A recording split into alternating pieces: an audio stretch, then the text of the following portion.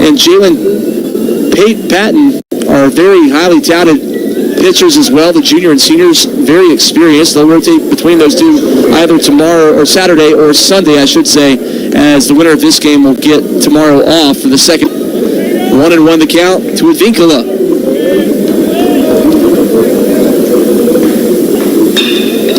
Grounded to second, fielded cleanly by Lodis, and he gets it over to first baseman Kent Smith in time for out number one.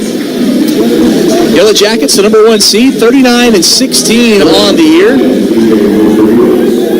Interesting last weekend, as looked like NC State was the front runner to get the number one seed in this event, but Wolfpack, having dropped 2 of 3 against Stanford, combined with Georgia Tech's series win against Duke, allowed the Yellow Jackets to take the top seed. To the plate comes P.J. Mutzaridis. He takes in the dirt, actually a called strike. He falls behind 0-1. Mutzaridis, 3 home runs this season, 29 driven in. Let's keep here.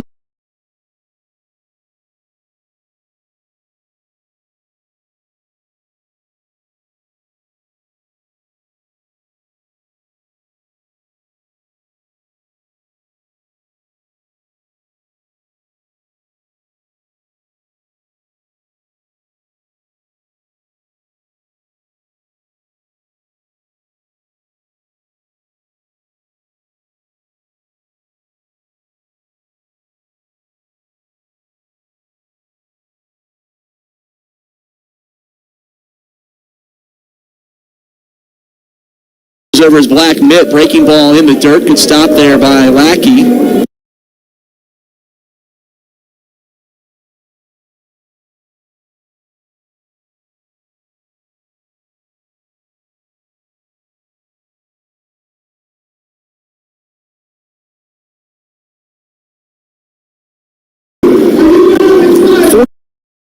Runs, 40 of which were earned, 35 walks, has 67 strikes and 2/3 innings pitched, has allowed 67 hits, 49 runs, 40 of which were earned, 35 walks, has 67 strikeouts, has allowed 11 home runs on the season.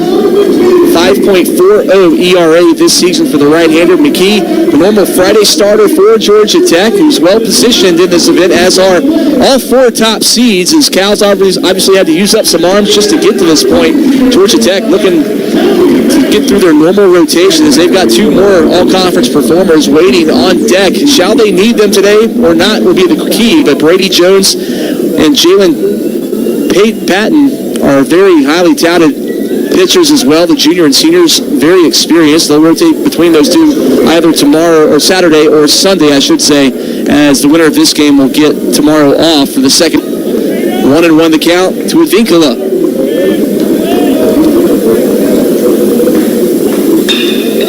Grounded to second, fielded cleanly by Lodis, and he gets it over to first baseman Kent Smith in time for out number one. Yellow Jackets, the number one seed, 39-16 on the year. Interesting last weekend, as looked like NC State was the front runner to get the number one seed in this event, but Wolfpack, having dropped 2 of 3 against Stanford, combined with Georgia Tech's series win against Duke, allowed the Yellow Jackets to take the top seed. To the plate comes P.J. Mutzaridis. He takes in the dirt, actually a called strike. He falls behind 0-1. Mutzaridis, 3 home runs this season, 29 driven in. McKee peers over his black mitt, breaking ball in the dirt. Good stop there by Lackey. McKee peers over his black mitt on his left hand. The gold brim of his hat.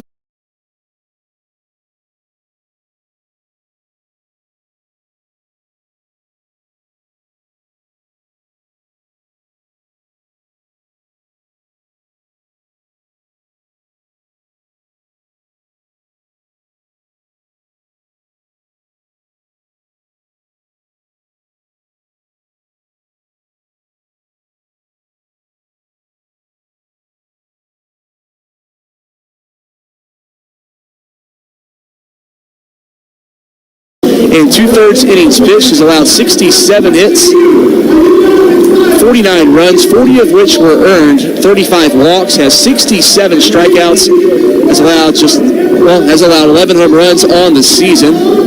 5.40 ERA this season for the right-hander. McKee, the normal Friday starter for Georgia Tech, who's well-positioned in this event, as are all 4 top seeds, as Cal's obviously had to use up some arms just to get to this point. Georgia Tech looking to get through their normal rotation, as they've got 2 more all-conference performers waiting on deck. Shall they need them today or not will be the key, but Brady Jones and Jalen Patton are very highly touted pitchers as well. The junior and seniors very experienced. They'll rotate between those two either tomorrow or Saturday or Sunday, I should say, as the winner of this game will get tomorrow off for the second. 1-1 the count to Advincula.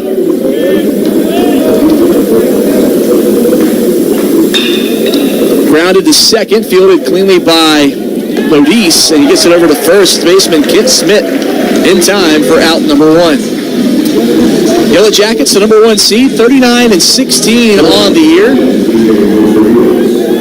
Interesting last weekend, as it looked like NC State was the front runner to get the number 1 seed in this event, but Wolfpack, having dropped 2 of 3 against Stanford, combined with Georgia Tech's series win against Duke, allowed the Yellow Jackets to take the top seed.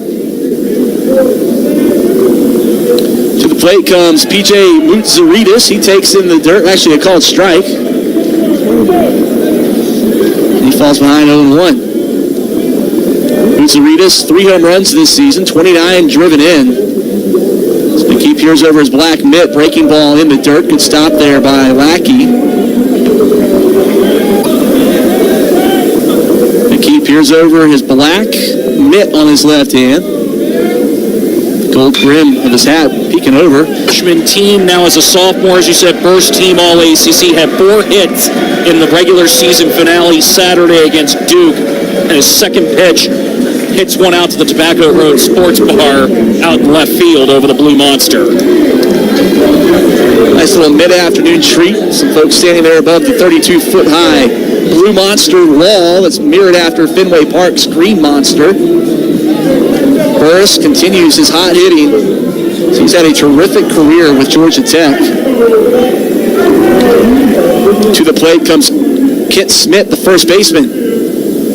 First pitch he sees called strike.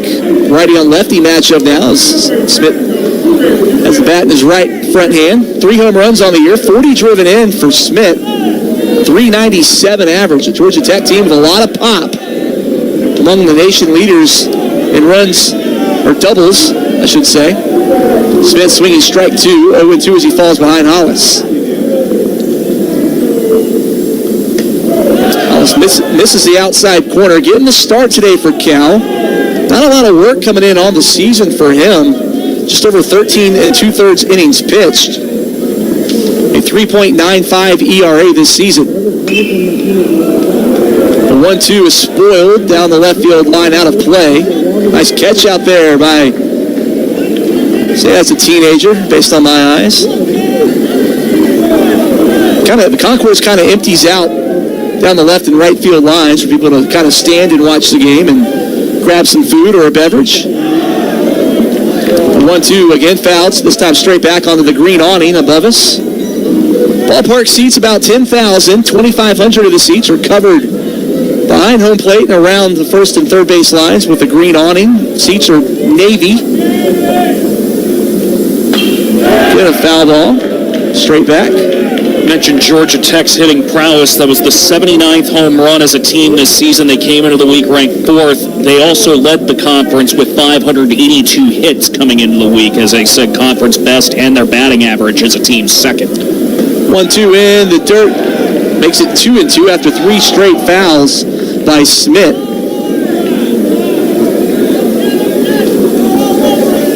Evens up the count, 2-2.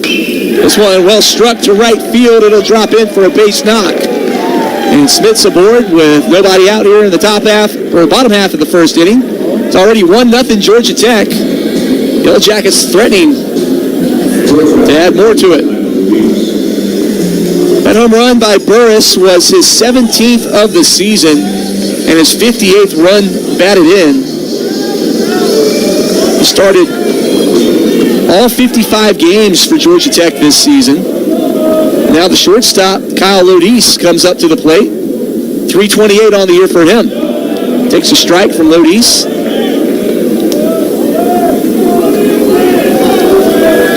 J.J. Hollis working ahead now with one on. This one swung at, foul tipped off the plate and into play, but it'll be a long strike, 2. Lodise packs some power for a shortstop, especially 14 home runs this season, 56 driven in. Burst, that home run is 42nd of his career. That's now 10th in Georgia Tech history. There have been some names through that program that are on that list. Another well-struck ball. Might be at the deepest part of the ballpark. Going back at the wall. That ball's gone. Hit it right over 395. Home run number 15 for Kyle Lodise. You can tack 2 more on that green wall. The green scoreboard. It's 3-0 Georgia Tech. We still don't have an out. Danger time for Cal. Hollis had good numbers coming in. 3.95 ERA, but this is just his 3rd start of the year, 8th appearance. Had allowed 18 hits coming in, 7 runs, 6 earned. Opponents were batting .316 off of him. You're down 3-0, yet to get an out. And oh, by the way, you're pitching to the ACC Freshman of the Year. Alex Hernandez steps in. The cleanup hitter, a healthy swing, misses it. Hernandez, .337 average on the year. He's got 13 home runs, 60 runs driven in. Second one offered at and spoiled. First base side out of play, 0-2.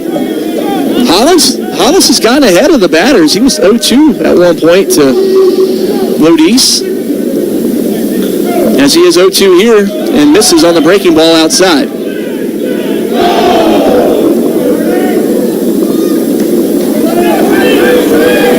Hernandez digs back in now. One hopper to home plate. Alex Burge picks it up now and throws it back to Hollis.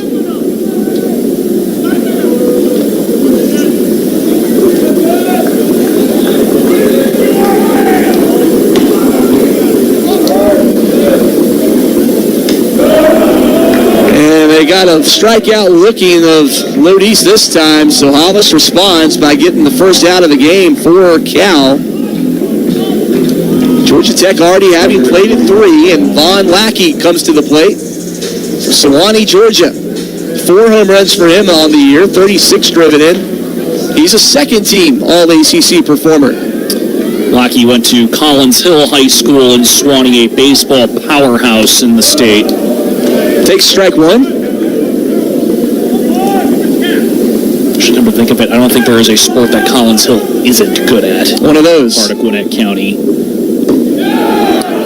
This was outside, makes it 1-1.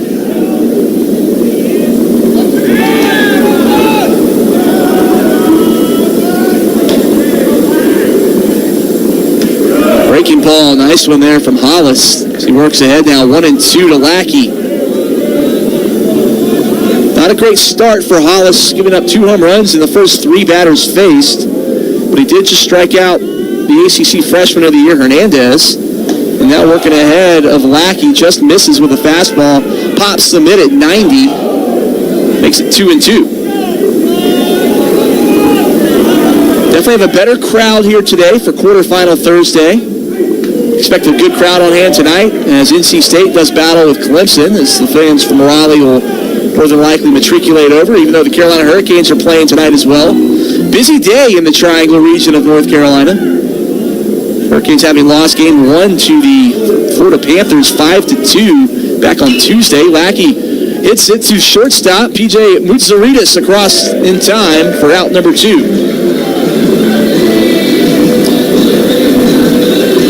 And that'll help Hollis settle down a bit. Again, Georgia Tech leads 3-0 in the bottom half of the first inning.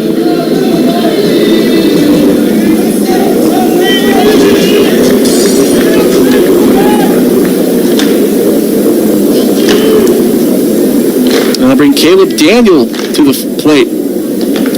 He takes Daniel, an all-ACC freshman team performer, along with Hernandez. 321 average on the year. He's got 6 home runs, 28 driven in. Over top this one as he bounces it into his team's dugout. Ricochets off that protective barrier in front of him. 1-1.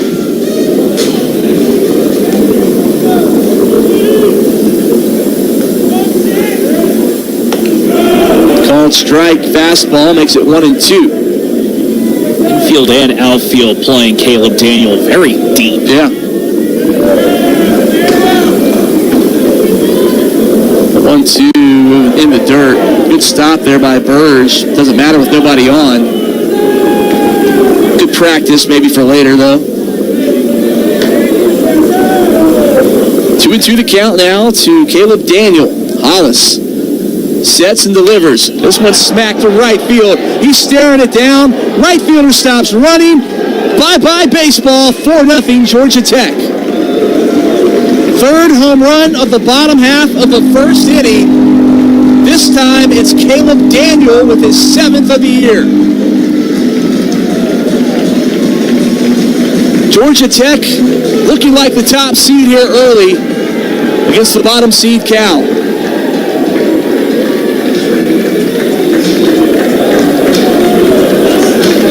He knew it. The right fielder didn't even budge. And that told me all I needed to know to tell to you. Mound meeting coming up as well. The ACC net, where that ball landed, is on the roof of where the ACC network is now hanging out from a TV coverage. That thing was hit a long ways.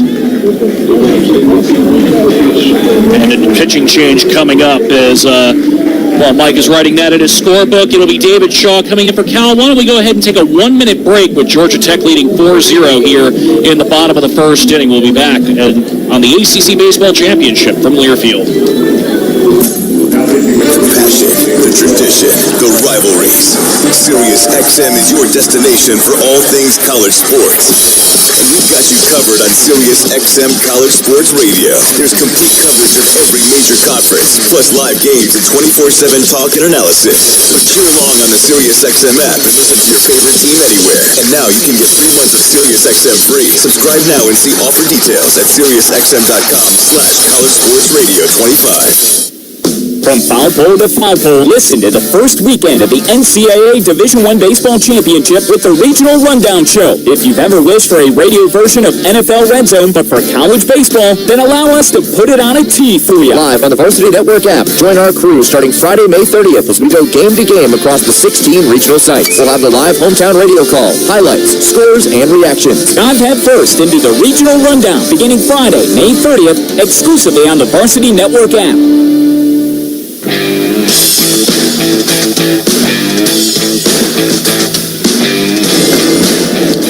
Well, to quote my colleague, Ron Burgundy, that escalated quickly.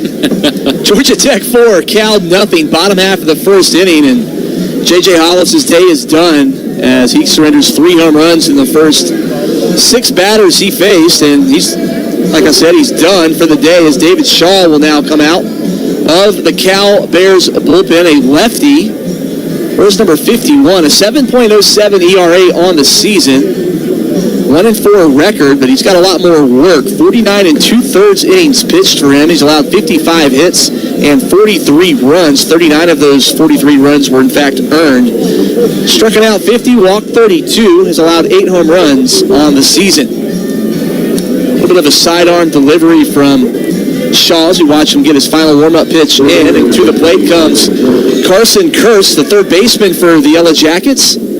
See, takes a long swipe of the dirt in the batter's box with his right foot, his white shoe. Taps the home plate with the yellow bat. Twirls it around with his front left hand a couple of times. Now rested on his right shoulder. We're ready for play. Shaw sets, delivers, hits the mid at 89, called strike looking.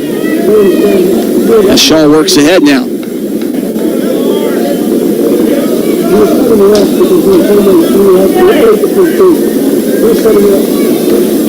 Shaw As the pitch lifted to right field out of play, lands in the Cal bullpen area. That's saddled in the foul area of right field. Unable to get to it was Jacob French. Makes it 0-2.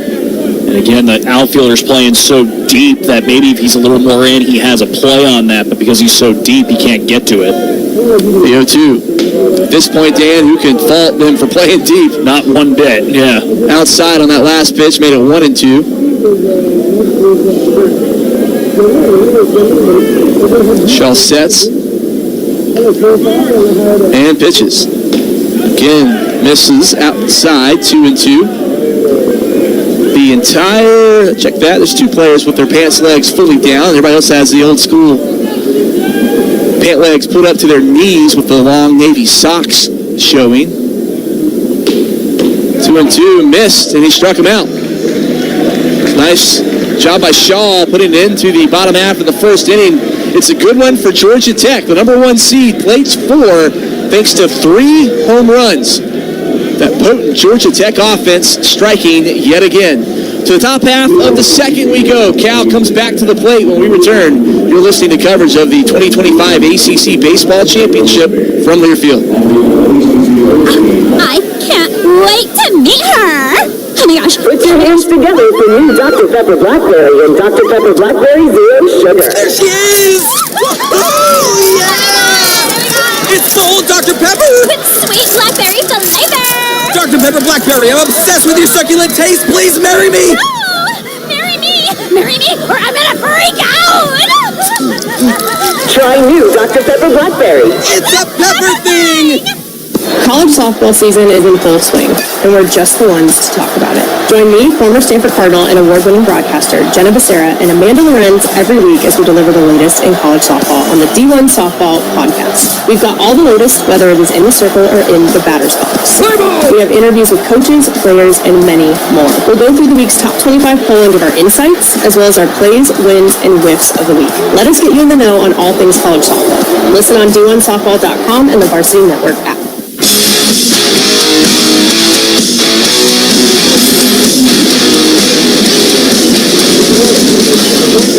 Back here at the DBAP, Durham Bulls Athletic Park.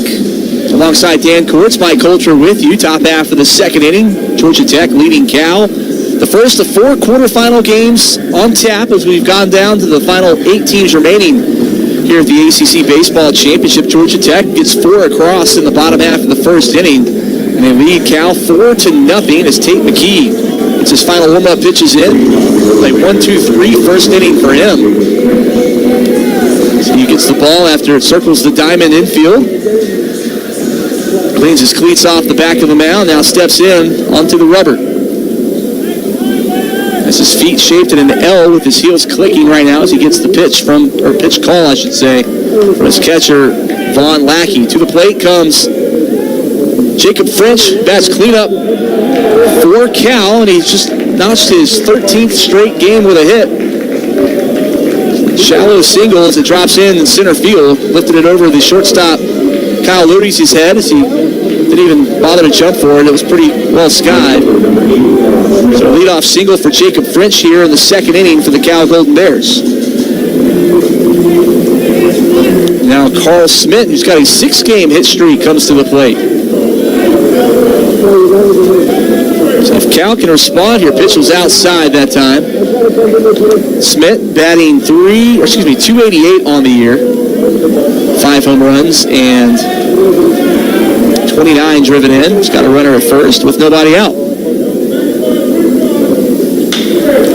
Struck it pretty well, but popped it up into the blue skies, and coming in from center field to make the catch is Burris. Had the battle of the sun, it looked like a bit, with his mitt.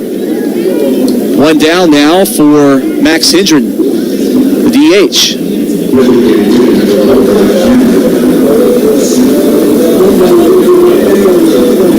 Hendren 241 on the year. 9 home runs and 34 driven in. Drove in 2 of those yesterday in a 1-for-5 day at the plate. He smacks this one pretty well. The first pitch he sees to right center field. Going over and making the catch on the warning track is Burris on the changing sponsorship LED board in right center field, makes the catch. And 2 down now. Is nice job coming back from that leadoff single for Georgia Tech pitcher Tate McKee. Tell you what, heck of a play by Burris there, because I thought that was going to be a for sure gapper for a second, and that we have second or third or even a run scored for Cal. Burris did a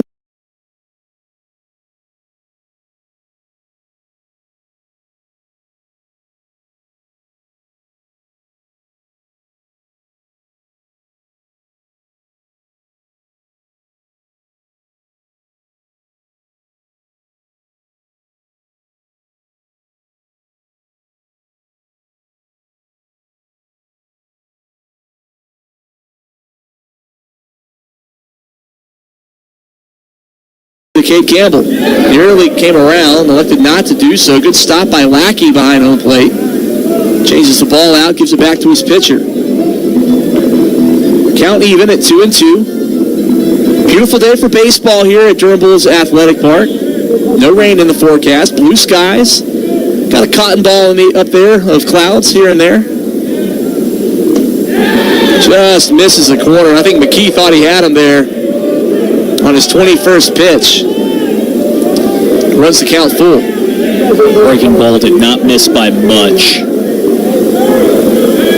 And he did one of those celebratory kind of skips, thinking he had him. And runner goes here on the full payoff pitch, and it's lifted foul, first base side. As you hear it hit upon the green awning above us.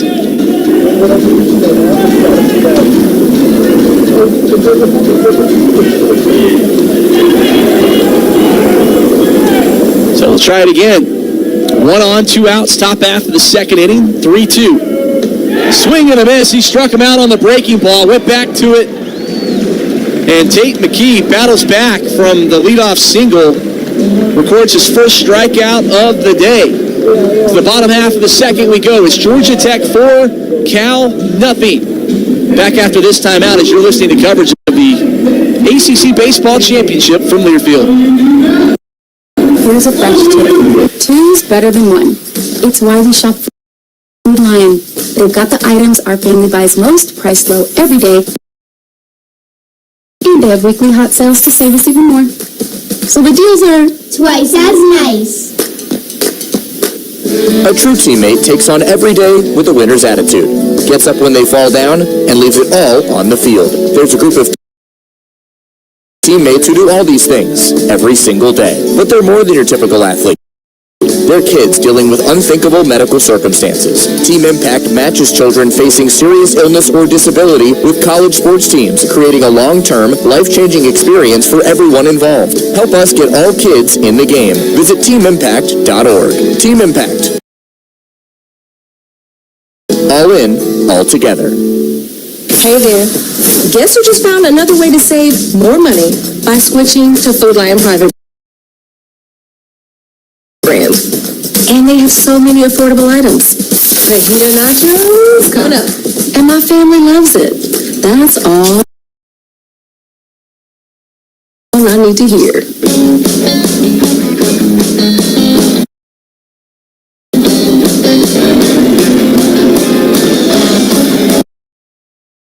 Well, it's going to be a short day for David Shaw. He came in and into the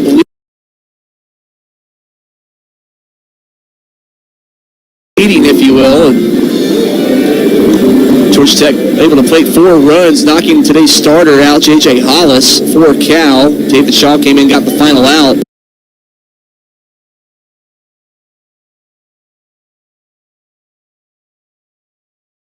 But now Cole Tremaine takes the mound for the Golden Bears. First number 28 on the season. The righty has a 3.79 ERA on the season. 4-6 record, has a save as well. 40 1/3 innings pitched, has allowed 33 hits. 23 runs, 17 earned, has walked 16, struck out 36. Opponent's batting .297 in leadoff against him. 3 home runs on the season allowed, so see if he can limit the Yellow Jacket bats who got 3 home runs in that first inning. It'll be the 8-9 one-hitters due up for Danny Hall's team, of course. Danny Hall, the legend in Atlanta. his 32nd and final season at the helm of Georgia Tech. Announced his retirement at season's end. 38th year overall as a head coach, and is the second most active winning coach in all of college baseball. Over 1,400 career wins. Hall winning the ACC's Coach of the Year honors in his final season as his team is the number 1 seed. Will Baker steps in now for Cal, who trails 4-0, bottom half of the second inning. Check out Will Baker in for Georgia Tech at the plate. Tremaine a little bit too high, makes it 1-0. Breaking ball now makes it 1-1. As Baker falls to his right knee on the swing. I knew these team colors would get me.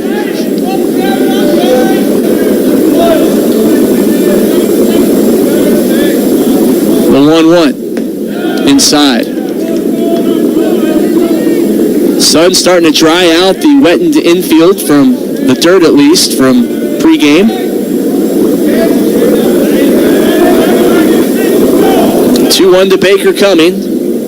Tremaine offers, grounded foul down the first base line. Hops a couple of times in the grass that joins the dirt path. Baker 6 home runs on the year, 25 driven in, 281 average. Faces a 2-2 count. Leading off things in the bottom half of the second for Georgia Tech. Fists this one out of play on the Blackwell Street.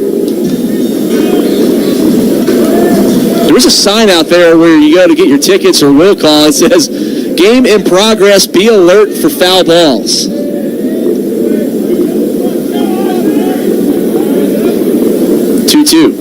Swung at, just barely nipped it on the high fastball.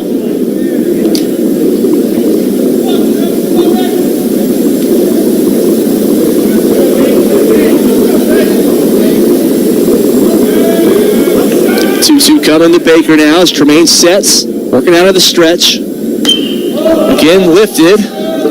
Battling the sun is Advincula, and in foul territory just in front of his team's dugout, makes the catch for out number 1.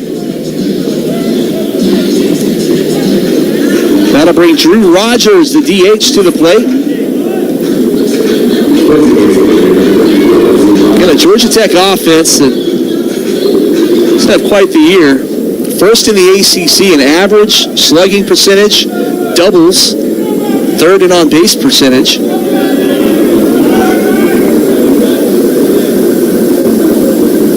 First pitch to Rogers, again foul, first base side, hustling over, and that ball's going to stay in. Making the catch was Smaldino from first base. When that ball left his bat, I thought for sure it was going to be out of play, and it tailed back into play. And Smaldino makes the out. So 2 quick outs now for Cole Tremaine. But now he goes back to the top of the lineup, and Drew Burris, who looked every part of the leadoff man, the first-team All-ACC performer with a solo blast to get things started back in the first inning. Healthy swing here behind it. Burris is a golden left elbow pad that is reminiscent, quite honestly, of the helmets that that Notre Dame wears. That look like their football team's helmets. Really shines, and half-hearted attempt at the breaking ball as Burris was fooled. 0-2.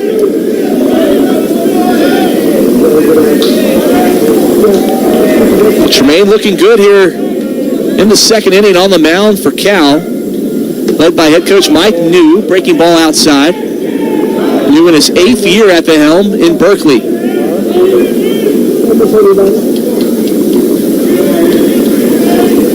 Had a good season last year before joining the ACC. The 1-2. Had over 30 wins. 2-2 to count.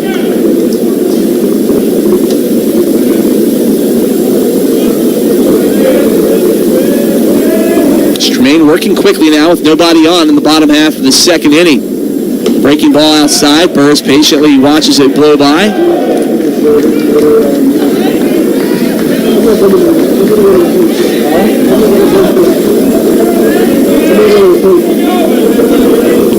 Been a struggle to say the least this season, though, for the Golden Bears.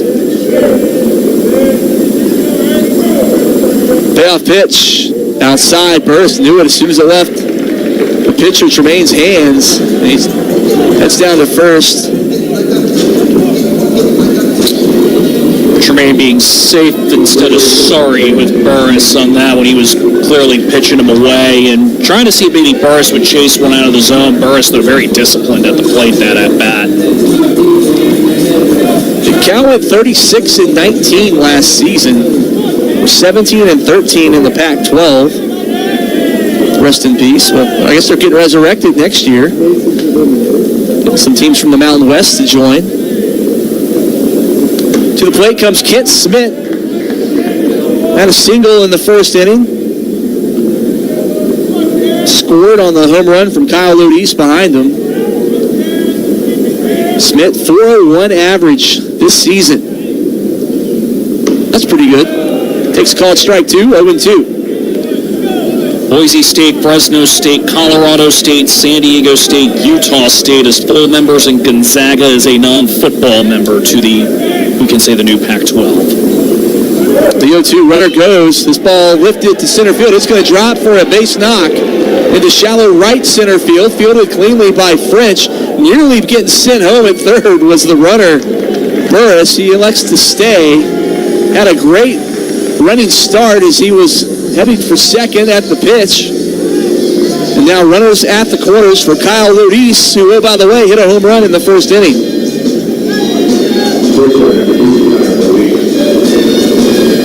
So Cole Tremaine now finding himself in a bit of trouble after retiring the first two he faced. A walk to Burris, followed by a single from Smith. And now he's got Kyle Lodis, who just hit his 15th home run of the year in the bottom half of the first inning. Straddles the rubber, looks over his left shoulder. Now the righty delivers. A bit elevated across the numbers, or the letters that say Jackets across the Georgia Tech team's uniforms. Lodis, 332 on the year for the second team all-conference performer.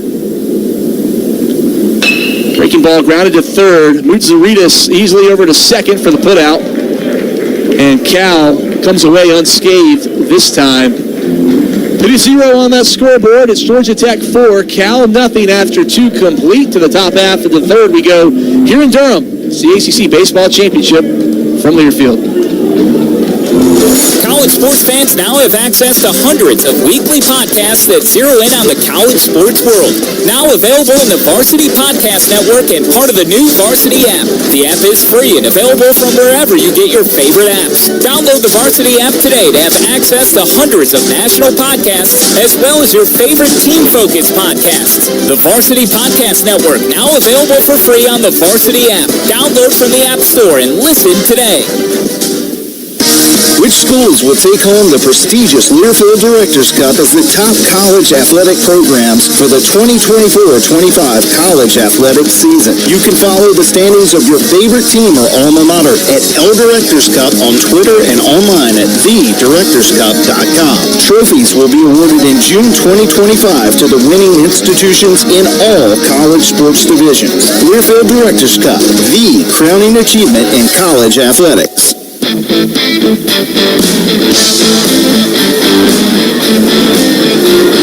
Back here in the city of Medicine, Durham, North Carolina, Georgia Tech leads Cal 4-0. Top half of the third inning. Yellow Jackets getting 4 across in the bottom half of the first inning thanks to 3 home runs. Tate McKee back on the mound for Georgia Tech, and he's set to face off against Alex Burge for the Cal Golden Bears. Catcher, transfer from Wichita State, has 12 career home runs. All 12 have come this season with the Golden Bears. How about that? 24 driven in to go along with those 12 home runs on the season for Burge. A .229 average. McKee's first pitch not offered at, taken for a ball.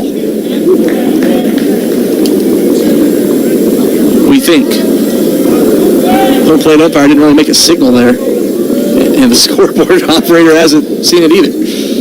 Second pitch, swung at and missed for strike. Now we got the 1-1, thank you. Interesting line on Burge yesterday. Came up to the plate 5 times, drew 5 walks, had the infamous 0 for 0 day. And was the... What's just a nickname for that? You know, like the golden sombrero when you strike out so many times? Swinging a strike 2 to Burge, 1-2.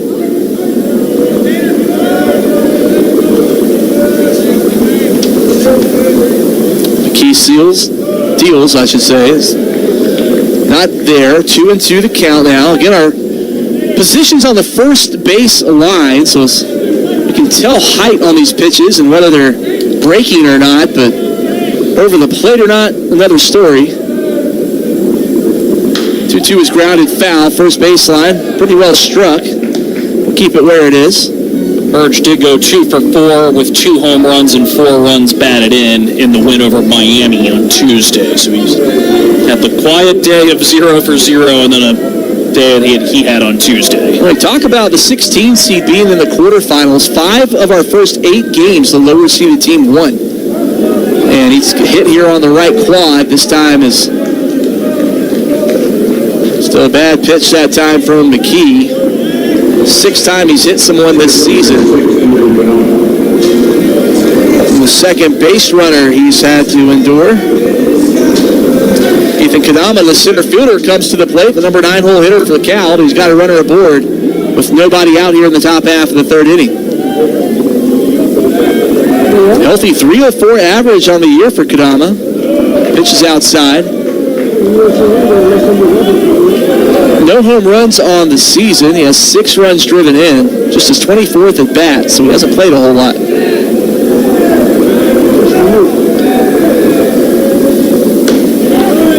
Again, not there, so home plate umpire Adam Dowdy. 30 pitches now for McKee.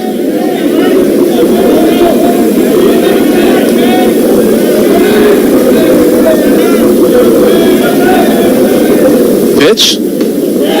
Called strike that time at 95 miles an hour.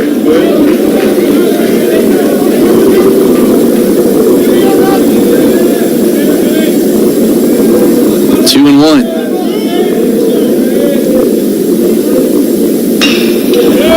Spoiled foul hits the protective netting down the 3rd baseline over the Yellow Jacket dugout. 2-2.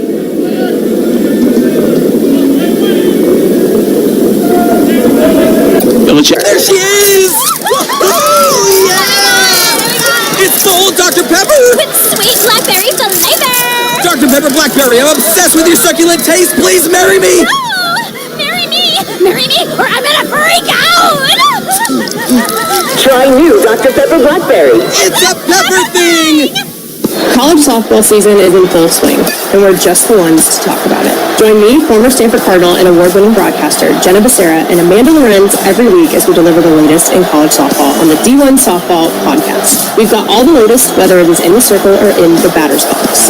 We have interviews with coaches, players, and many more. We'll go through the week's top 25 poll and give our insights, as well as our plays, wins, and whiffs of the week. Let us get you in the know on all things college softball. Listen on D1Softball.com and the Varsity Network app.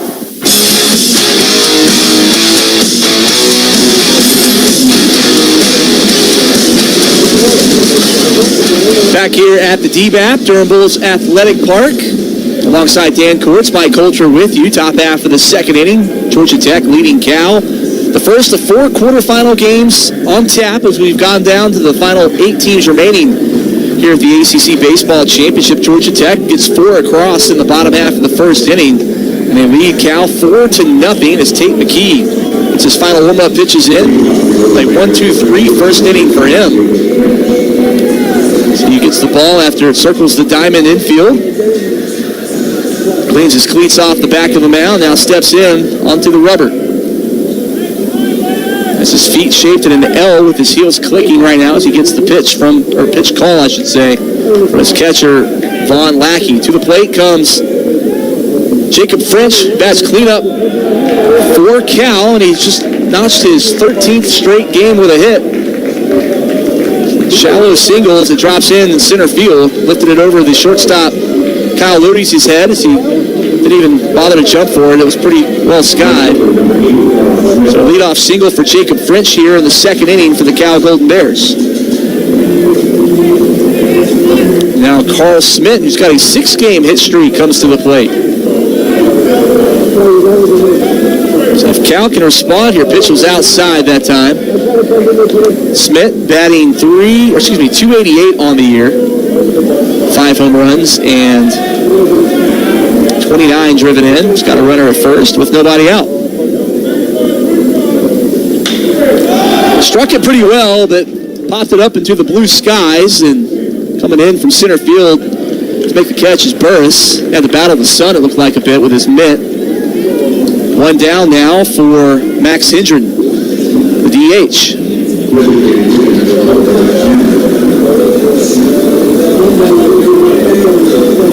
Hendren 241 on the year. 9 home runs and 34 driven in. Drove in 2 of those yesterday in a 1-for-5 day at the plate. He smacks this one pretty well. The first pitch he sees to right center field. Going over and making the catch on the warning track is Burris on the changing sponsorship LED board in right center field. Makes the catch. And 2 down now. Is nice job coming back from that leadoff single for Georgia Tech pitcher Tate McKee. Tell you what, heck of a play by Burris there, because I thought that was going to be a for sure gapper for a second, and that we have second or third or even a run scored for Cal. Burris did a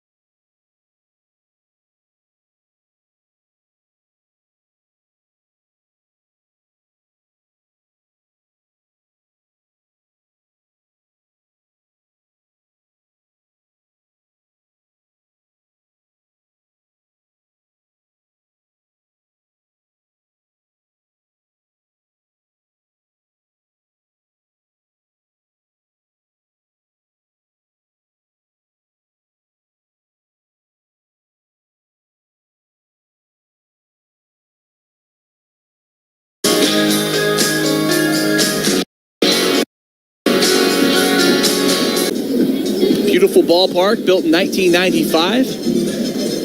Had some big events here over the years. Of course, they call themselves America's most famous minor league team, thanks to the movie Bull Durham back in 1989. Still sell Crash Davis jerseys in the team store, along with Tim Robbins' character, Nuke Lelouch. I'll never forget the line from his first start. 8 innings pitched, 8 hits, 8 runs, 8 walks, 8 strikeouts. And a hit batter. And a hit batter. And a hit bull. Remember that? Yes. Alex Hernandez gets hit to lead things off for the Yellow Jackets here in the bottom half of the third. So not a good start as Tremaine Cole back out for his second inning of work after putting a 0 up in the bottom half of the second. So Hernandez has struck it out, now been hit by a pitch. Healthy lead bunt shown this time by Lackey, fielded cleanly by Cole over to first in time. Advancing to second is Hernandez on the sacrifice.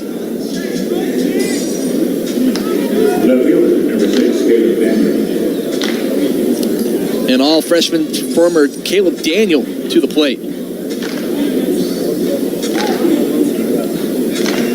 All he did was hit a home run back in the first inning, his 7th of the year.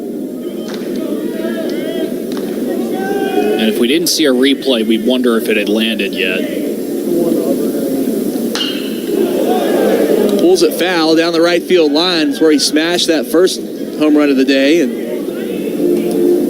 a potent Yellow Jacket offense. They lead it 4-0, looking every bit of the top seed in this event so far. Been a good season of college baseball in the state of Georgia. The Georgia Bulldogs bringing themselves a high seed in the SEC tournament, but they were upset yesterday down in Hoover. Daniel takes a breaking ball for a ball, 1-1. Runner at second, one out, bottom half of the third inning. Spoiled foul hits the netting in front of us on the first base line. Got to give kudos to the staff that's worked this event this week, both for the Durham Bulls and the ACC. It was 2 very long days. I know Luke Hallett and I didn't leave until about 2 a.m. Wednesday morning after Tuesday evening's action. Dan, you were here yesterday with Zach DeBosart, and I think you said you got out here at what? 2:18 was the last out of the Virginia-Boston College game, and I thankfully we stayed the night here in Durham, and it was 2:30 when I got into the room. We were talking to officials with the conference beforehand about how they had been here already for a couple of days setting this event up, as they had to modify the ballpark to make it look and feel like a conference tournament with the awning and the logos being splattered throughout. ACC logos and the imaging, I guess you should say, of the ballpark, the staging of it. Sponsors that do a great job as well. Have a huge banner on the left field blue monster. It sits 32 foot high. It says ACC Baseball Championship with the Durham skyline. Foul tipped back here from Daniel. 2-2 the count now with one out, runner at second. Durham, North Carolina, the 4th largest city in the state of North Carolina. Has been the 3rd largest city at times. Greensboro and Durham seem to go back and forth in the census. And it is Durham. It's not Raleigh-Durham like the airport. Raleigh's its own city. Called strike 3 to Daniel. 2 outs now, as Tremaine fools Daniel, looking. Buckled him with that breaking ball, looking at the replay. And Carson Kearse back to the plate. He struck out to end things in the first. Still at second is Hernandez.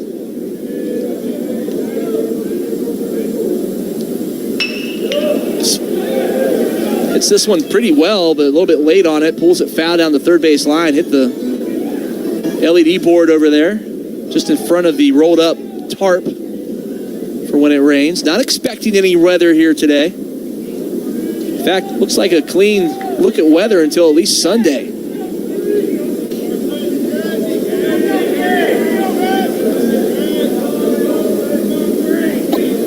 The 0-1 to Kearse.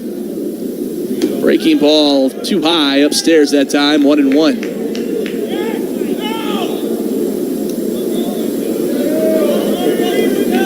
Of course, this ballpark adjoins the American Tobacco District, comprised of old tobacco warehouses that the city built its name upon. Bull Durham Tobacco, Undercut, 1 and 2.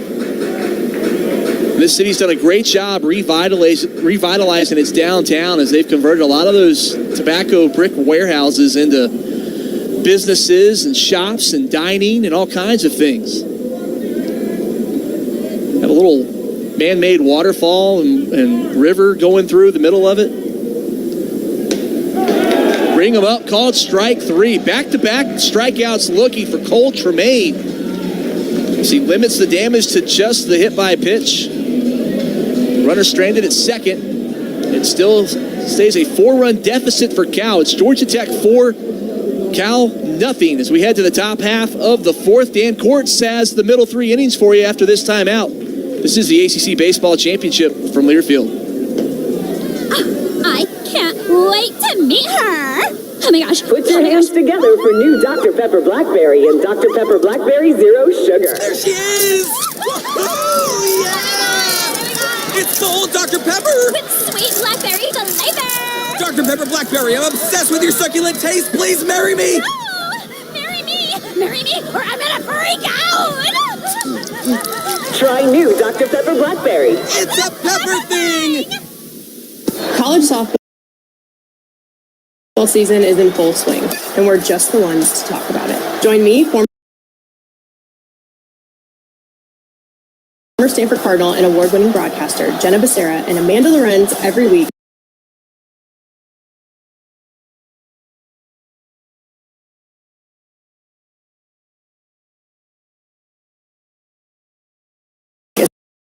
we deliver the latest in college softball on the D1 Softball Podcast. We've got all the latest, whether it is in the circle or in the batter's box. We have interviews with coaches, players, and many more. We'll go through the week's top 25 poll and give our insights, as well as our plays, wins, and whiffs of the week. Let us get you in the know on all things college softball. Listen on D1.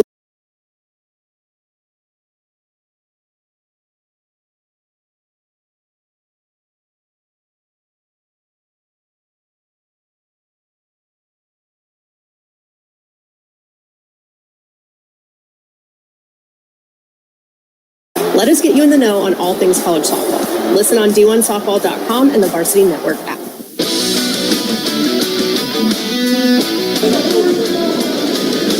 And as Mike Coulter said, Dan Court's back with you here in Durham as the Cal Golden Bears come up in the top of the fourth inning, trailing Georgia Tech 4-0 as Tate McKee, who has been kind of in a groove for Georgia Tech on the hill, taking his fourth inning of work.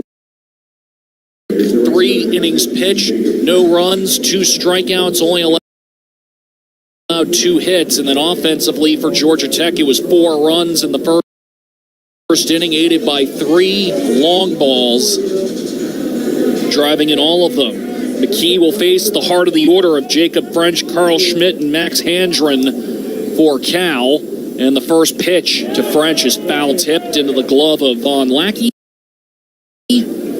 for strike 1. The French having already singled back in the second inning, now a 13-game hitting streak for him. As the 0-1 offering is hit on the ground into short right field. The second baseman playing deep, Will Baker, could not come up with it. Might have been a tough play anyway as the shift was on. We'll see how that gets scored. I'm going to say that's a hit because I think French probably would have beaten any. I've seen some errors across the landscape of college baseball that were not credited as such, and that's been consistent this week.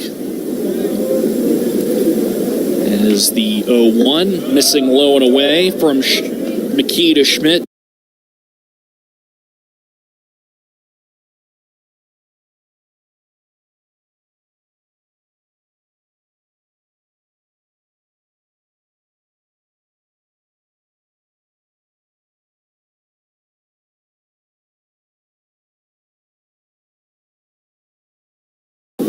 One-year count. Schmidt 5 homers and 29 runs batted in, hitting .287 as McKee sets and fires. Swing and a miss for strike 2 by Schmidt. 1-2 now. That was caught by the center fielder.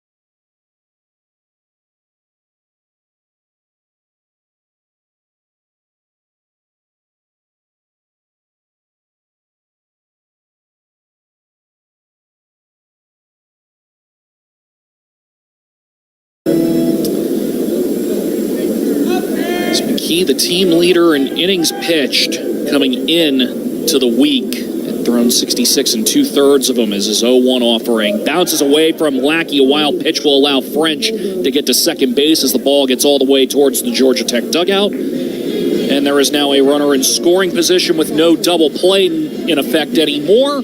Georgia Tech's infield will go to the normal depth.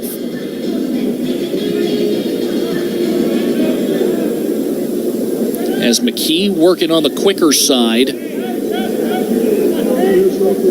Barely 5 seconds off the pitch clock before he issues, and a breaking ball missing low for a ball. 2-1 now the count.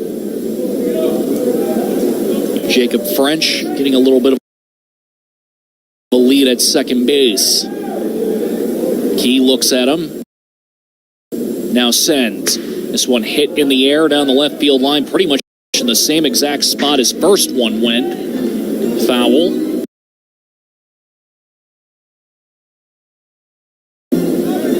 Count 2 balls, 2 strikes with an out and 1 runner on. Georgia Tech leading Cal 4-0 here in the top of the 4th inning. With the Golden Bears of Cal at bat.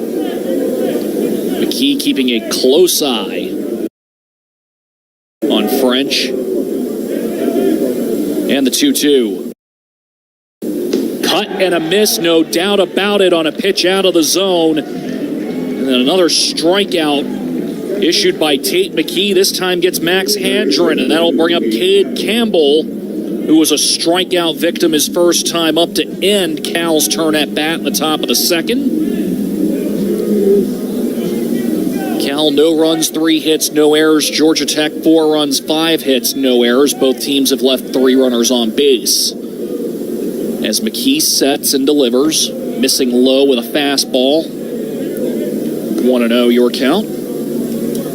After not registering a strikeout in the first 6 batters faced, actually, yeah, he's struck out 4 of the last 8. He's struck out. I'd say he might have gotten into a groove as he finds the outer black of the plate at the knees for a strike. 1-1 the count. 95-mile-an-hour fastball. His fastball consistently been in the mid-90s. Maybe he's found himself his pace now as McKee looks at French at second. And the 1-1 offering will miss low and in for a ball. 2-1 the count. McKee's season, he's only a freshman from Kennesaw, Georgia.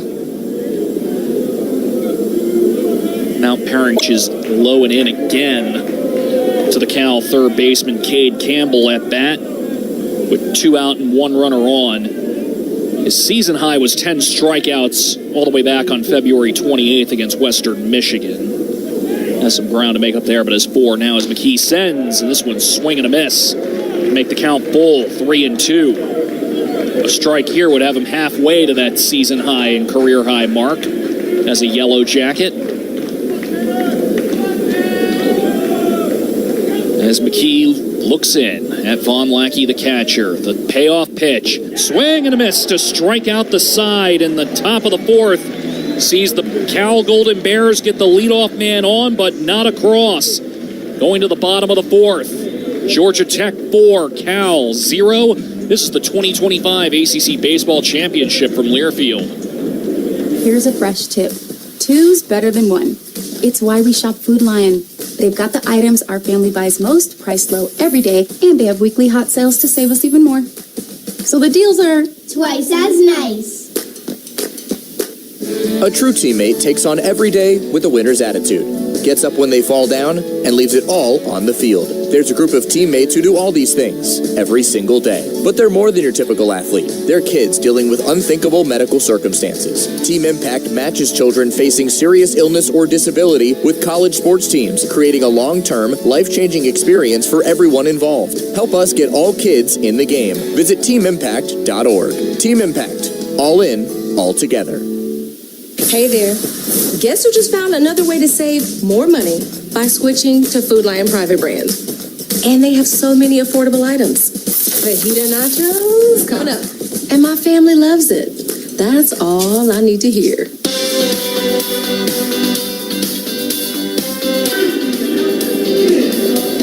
Bottom of the 4th, Georgia Tech leading Cal 4-0 as Cole Tremaine comes in for his 3rd inning of work on the hill for the Golden Bears. He will face the 8, 9, and 1 hitters of Will Baker, Drew Rogers, and Drew Burris. Georgia Tech coming up and ahead 4-0. The first of our quarterfinals spread out over 2 days. As our 4 spots in the semifinals up for grabs. The game following us, Clemson and NC State. Clemson in this game next up after defeating Virginia Tech yesterday 6-1. NC State as the 4 seed making their first appearance of the tournament. And then tomorrow, the first game at 3 between Duke and Florida State. Duke beating Pitt yesterday, and then Boston College and North Carolina follows as Will Baker, who popped out to second last time, steps in, and the left-handed hitter takes a pitch outside for a ball. 1-0 your count.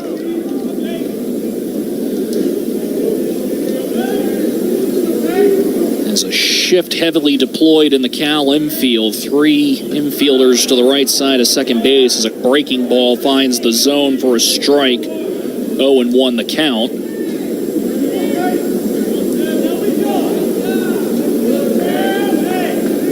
As Tremaine gets the pitch he wants and sends. Missing in with an 88-mile-an-hour fastball. Count 2 balls and a strike. As Cole Tremaine sends. 2-1 missing in, brushing Baker back off the plate with the breaking ball. Count now 3 balls, 1 strike to the Georgia Tech second baseman, Will Baker. As Tremaine fires. This one hit on a line to second base. Caught on the fly, though, by Jaron Advicula for the Golden Bears with the shift deployed. He didn't have to move at all, essentially. And that'll put one away for Drew Rogers, the designated hitter for the Yellow Jackets. He popped out to first his first time up.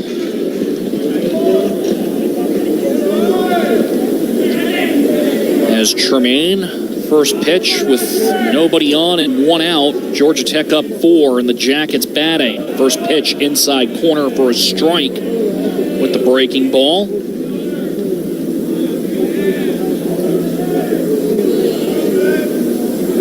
No balls, 1 strike. Is Tremaine ready to go? Infield at normal depth now, or normal positioning. Is breaking ball missing away. 1-1. Crucial to get an out here if you're Cal with the top of the order coming up for Georgia Tech. As the 1-1 finds the outside corner for a strike. The knees. 1 ball and 2 strikes.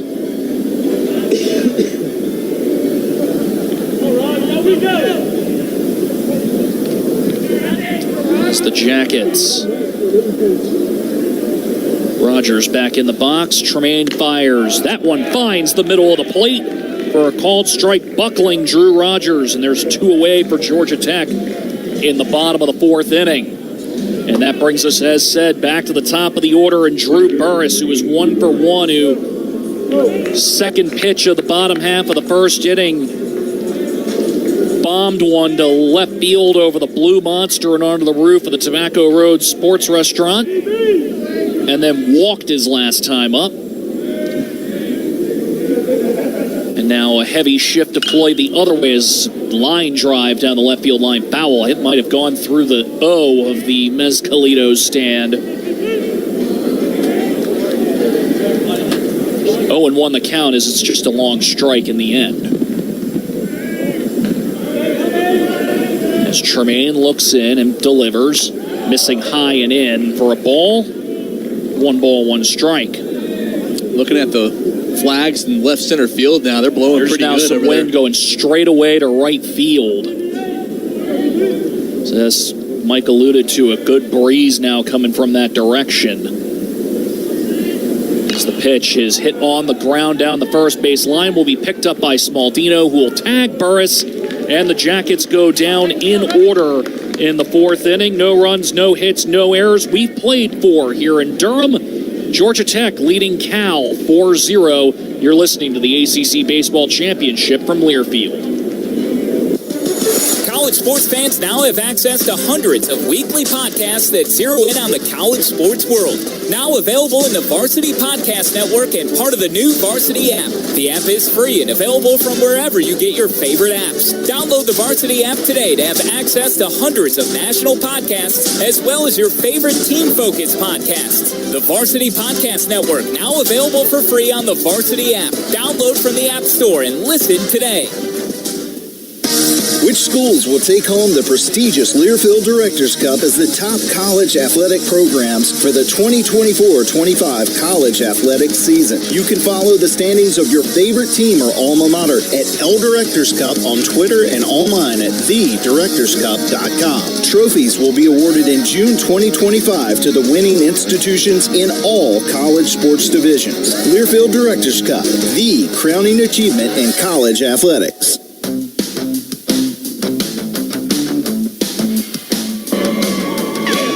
Dan Court's back with you as the Cal Golden Bears come up in the top of the fifth, trailing Georgia Tech 4-0. Tate McKee out for his fifth inning of work, and he will see the 8, 9, and 1 hitters of Alex Burge, Ethan Kadama, and Jaron Advincula for the Golden Bears, who make the Cinderella trip here to the quarterfinals, beating two teams that D1Baseball.com's NCAA tournament projections had as in the tournament in Miami and Wake Forest. Georgia Tech, the regular season champions after being picked to finish 10th. In Danny Hall's final year, as Mike Coulter alluded to earlier, Georgia Tech wanted to send off Coach Hall with a special season there, in the midst of one right now, as McKee looks in against Alex Burge, the Cal catcher, who's hit by a pitch his first time up. First pitch liner in the left field, drops in for a base hit, and a leadoff single on one pitch for the Cal catcher, and that will bring up Ethan Kadama. Kadama grounded out to the pitcher his last time up in the third inning. As if you're Cal, this is where you need to start getting some of these runs back.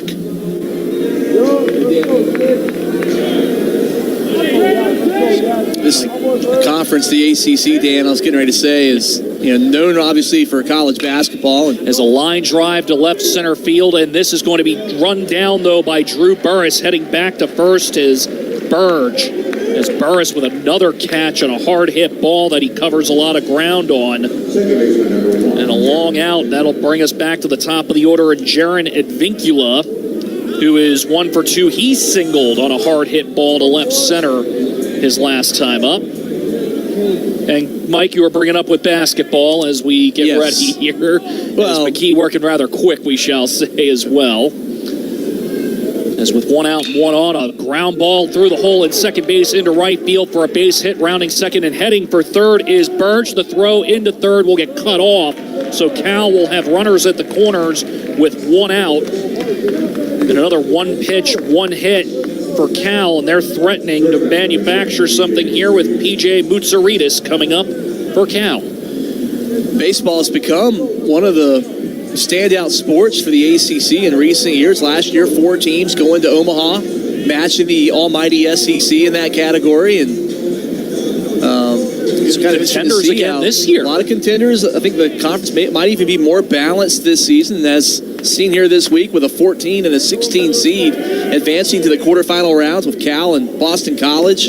Key's first pitch low and away for a ball to Mutsaritas, who is 0 for 2. He struck out looking his last time up in the third inning. Many would have argued Virginia, Brian Connor had his most talented team that he's had. And they were squarely on the bubbles. Fastball finds the knees over the plate. Tough loss for them last season on the heels of a College World Series appearance last year. Let's see what the fate holds for them on Monday during the selection show. As McKee's 1-1 fires, missing low and away. Lackey trying to frame the breaking ball for a strike. Instead, it's a ball, though. Was Virginia responsible for the most recent national championship from this conference? 2015, yes, as McKee sends this one hit on the ground. The shortstop, Lodies, picks it up. He's going to let the run score. The throw to first is in time, but an RBI ground out to short has Cal on the board. It's now 4-1 Georgia Tech here in the top of the 5th inning. Gotta give Cal credit. We were thinking run rule in the bottom half of the first inning when Georgia Tech hit 3 home runs, put 4 on the scoreboard. But ever since Tremaine Cole entered the game, he's kind of quieted things down. 3 straight scoreless frames. Righted the ship as Dominic and Cal Smaldino. Now getting some offense. As Smaldino steps in Poor Cal had a hard hit ball to right field that was caught by Alex Hernandez on the right next to the wall. His last time up to end the third for Cal. His first pitch low and away for a ball. Want to know your count? Key looks the runner at second. Pitch low and away for another ball. 2-0 your count to the Cal first baseman. Advincula, the runner at second, reached with the single. It's 2 singles for Cal. Get runners on base and then a ground out just now to score the run. 2 out, 1 on. You're in the top of the 5th. Pitching away again, 3-0. Now to the right-hand hitting Dominic Smaldino.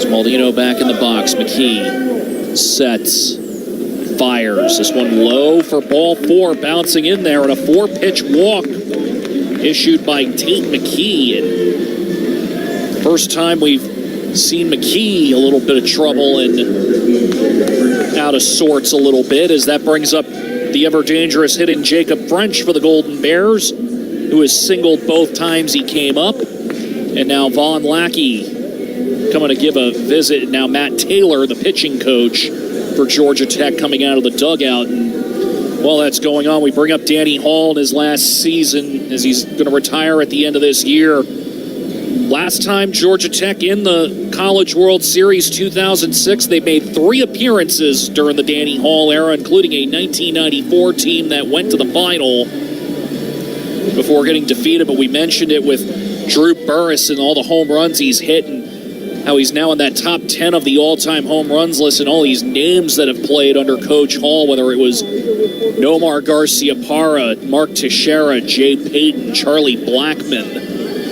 A lot of names. Jason Varitek. Varitek, another one, yes. And they might have the all-name team for sure in this league. As mound meeting over, and French, the right fielder, stepping in, the left-handed batter, with runners at first and second and 2 out for Cal at bat. Trailing 4-1, but threatening. Tate McKee, first pitch. This one dribbled down the third base line, will be picked up by Carson Kurtz. Throw to first, not in time. All runners are safe as the throw beaten out by the speedy Jacob French, and Cal has the bases loaded here in the top of the 5th for Carl Schmidt coming up, who is 0 for 2 on the day. Third single by Schmidt. That one just dying in the infield grass, and Kurtz trying to make a play. Made a good throw, just the speedy French with how that ball stopped rolling. As Schmidt, the left fielder, steps in, swing and a miss for strike 1. He struck out swinging his last time up. Jacob French now 3 singles on the day. 3 for 3. As McKee looks in, fires the 0-1, missing away. 1-1 now the count.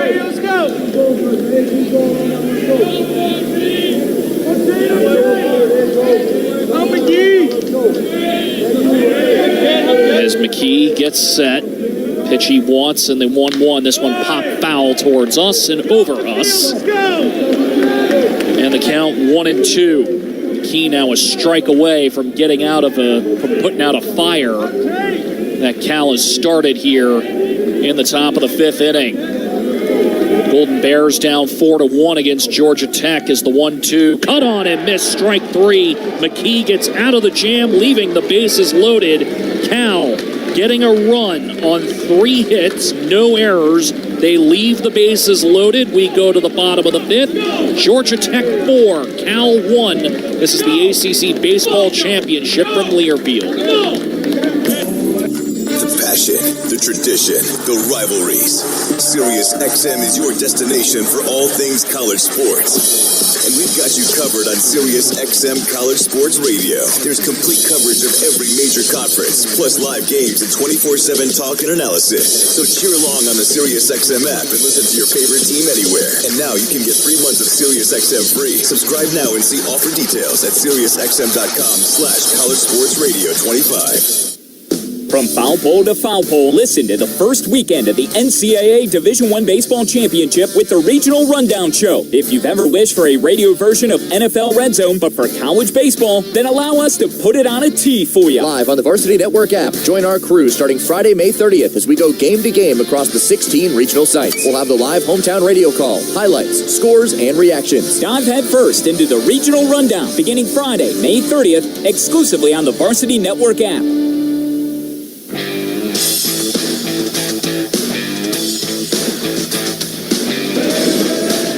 Bottom of the fifth, Cal getting a run in the top half to cut their deficit to 4-1 in favor of Georgia Tech.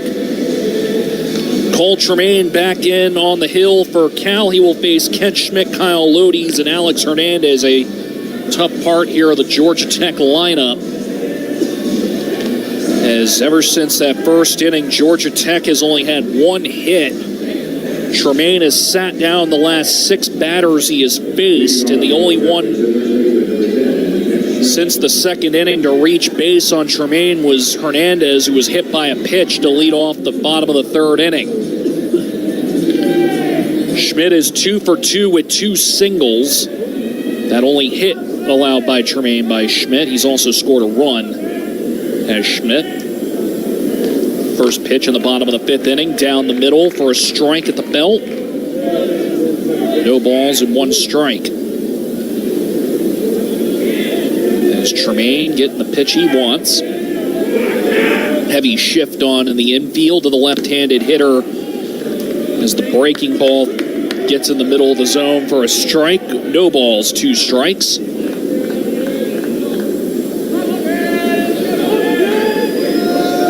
As Tremaine gets set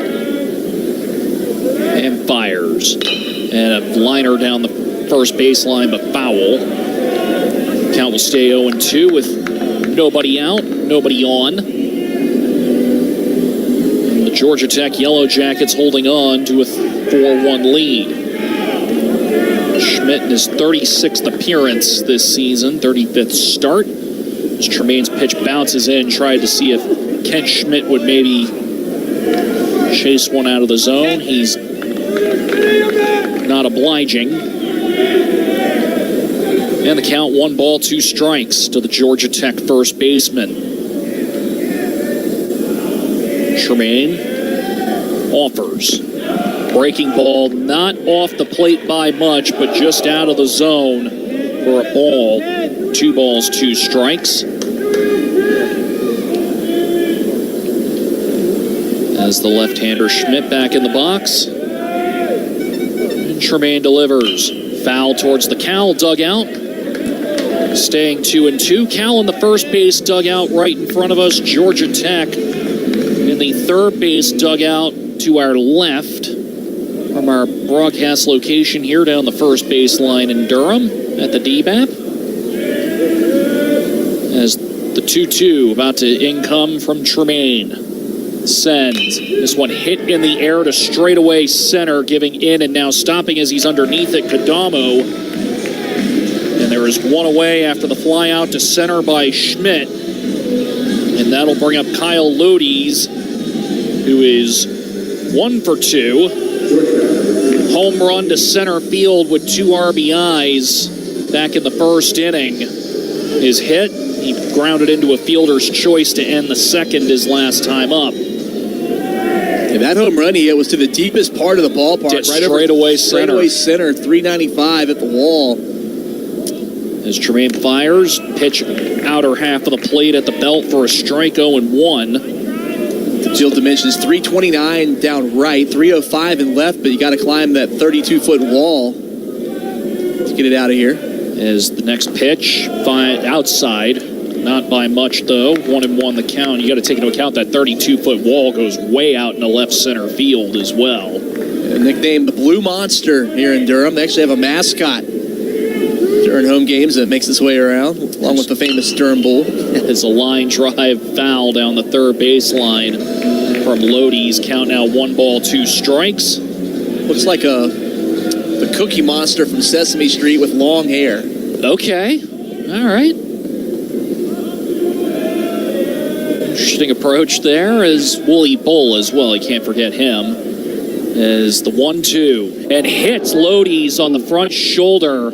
Down to the ground he goes.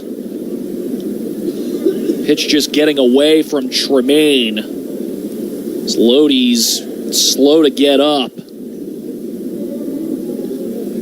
As now the Georgia Tech coaches and training staff come out to check on him as he's now up on both feet.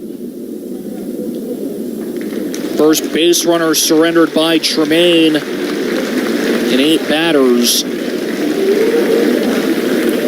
Is now Tremaine talking to the trainers and to Adam Dowdy, the home plate umpire, to see if he's good to go. Taking off all the batting armor, and he will head to first base to an ovation from all fans, but in particular the Georgia Tech ones behind the third base dugout. You said baseball players aren't tough. Might have been on to something there, as now Alex Hernandez comes up. He was hit by a pitch his last time up. He struck out looking his first time at the plate. As Hernandez, the first team All-ACC and ACC All-Freshman team, the team leader in RBIs coming into the week with 60 of them. Coming Georgia. And this one hit in the air, deep to right field. French is underneath it, though, about 3 steps in front of the warning track. Tagging up and heading to second is Lodi's. Fence first slide, and he is in safely. The rare first to second tag up works out for the Yellow Jackets. 2 away, but a runner in scoring position. That'll bring up Vaughn Lackey, the catcher who sacrificed his last time up.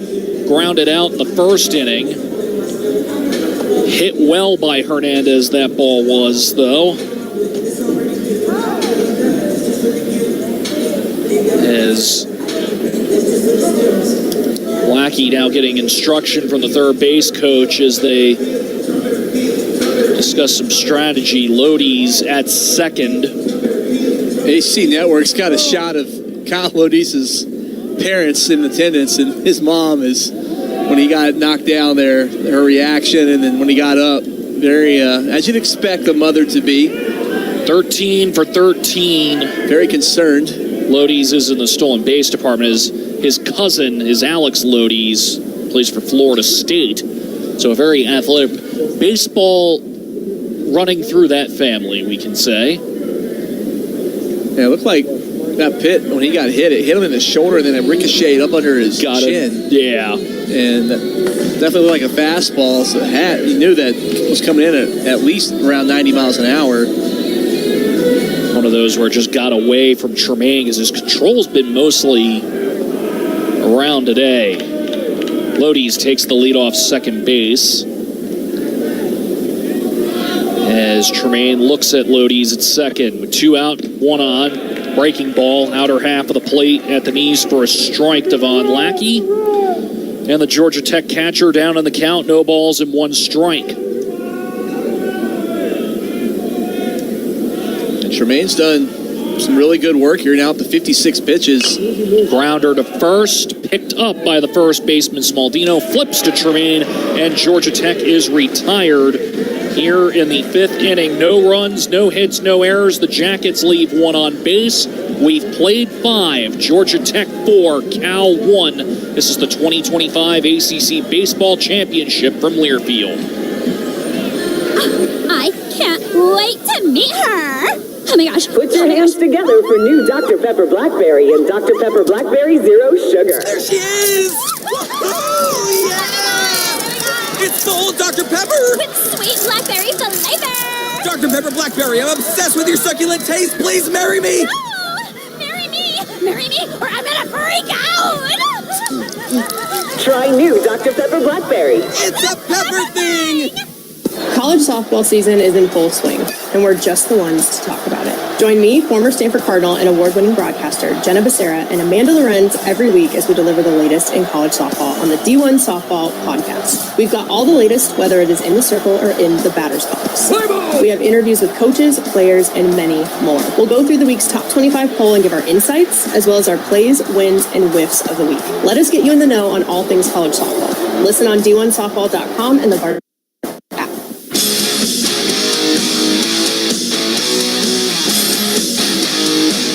Dan Kortz and Mike Coulter back with you in Durham as the Georgia Tech Yellow Jackets leading the Cal Golden Bears in the first quarterfinal of the tournament. 4-1 Yellow Jackets on top.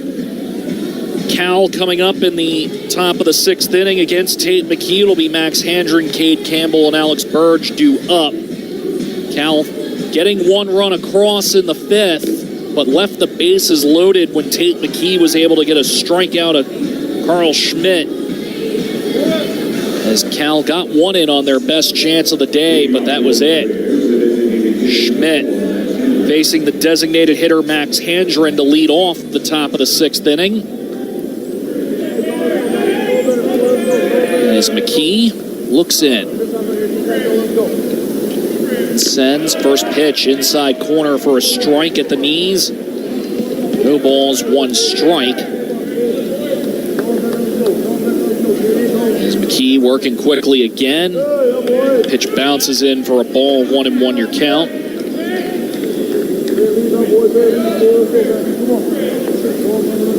As McKee hits the pitch and fires the 1-1. This one lined into center field for a base hit. Another leadoff hit for Cal as Handren with his first hit of the day after a 0-for-2 start. Brings up Cade Campbell for the Golden Bears, who has struck out swinging both times up. Cal has started to string the offense together a little bit, just only one run to show for it. Cole Tremaine on the hill for Cal has calmed things down, kept the Jackets at 4 runs as Campbell fouls the first pitch he sees to the screen on a breaking ball. Tate McKee's season and career high, 7 innings pitched. He did that against Miami on the 18th of April. Trying to eat some innings here for Georgia Tech as a fastball finds the outside corner at the knees for a strike. No balls, 2 strikes. Handren has not attempted a stolen base this season, so possibly not a threat to run. As McKee fires, cut and a miss for strike 3. Another strikeout, the third one of Cade Campbell today, and there is one away in the top of the 6th. 7th strikeout issued by Tate McKee. And that brings up Alex Burge, the catcher for the Cal Golden Bears. He singled and scored a run his last time up, has reached base both times as he was hit by a pitch. First pitch, a breaking ball off the plate for a ball, 1-0 the count.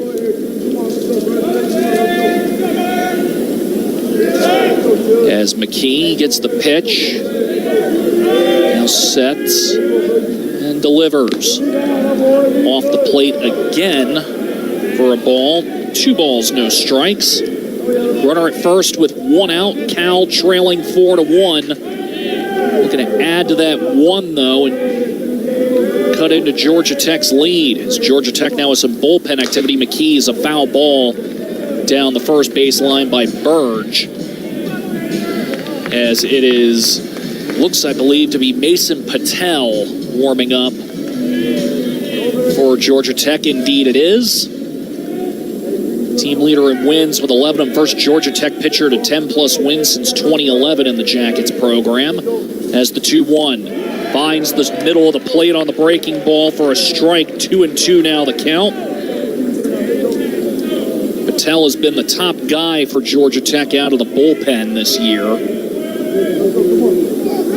McKee should get in any more trouble, we could be seeing him. 2-2 fired. Missing low and away for a ball. Count now full to Alex Burge for Cal. Max Handren, the runner at first after a single. Cal in the quarterfinals as the 16 seed, defeating Miami and Wake Forest to get here. McKee's payoff pitch swung on and missed, the 8th strikeout from Tate McKee this afternoon. And there's now 2 away in the top of the 6th inning. And coming up for Cal, Ethan Kadama, who is 0 for 2. He lined out to center his last time up, a hard hit ball that Burris was able to chase down. But with 2 out, they need base runners, do the Golden Bears. McKee fires low for a ball. 90-mile-an-hour fastball, 1-0 your count. He had only struck out 8 batters in his last 4 starts and allowed 20 runs. Today he struck out 8 and allowed only 1. It's McKee's 1-0. Breaking ball, finding the middle of the plate at the belt, buckling. Kadama, 1-1. 2 out and a runner at first. Georgia Tech leading 4-1 on Cal, who's at bat in the top of the 6th. As McKee fires, bounces in. Lackey keeps it in front of him, though, to hold Handren at first base. 5 straight, ever since the 1-2-3 first, Cal has gotten the leadoff man on in the last 5 innings, but only able to get 1 run across. As the 2-1 offering finds the zone for a strike at the knees. 94 miles an hour on the fastball. Count now 2-2 to the Cal center fielder. And of the last 11 outs recorded by Georgia Tech defensively, 8 have been strikeouts from McKee. As McKee looking to get another one here to end the 6th. There's a bouncer in. Now makes the count full again. 3-2.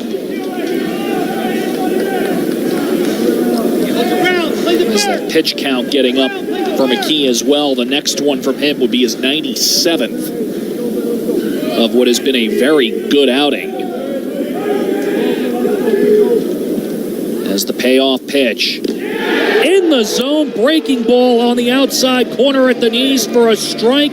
Strikes out the side, his 9th K for Tanner McKee, and strands the runner at first base. No runs, a hit, no errors, 1 left. We go to the bottom of the 6th. Georgia Tech 4, Cal 1. This is the ACC Baseball Championship from Learfield. Here's a fresh tip. 2's better than 1.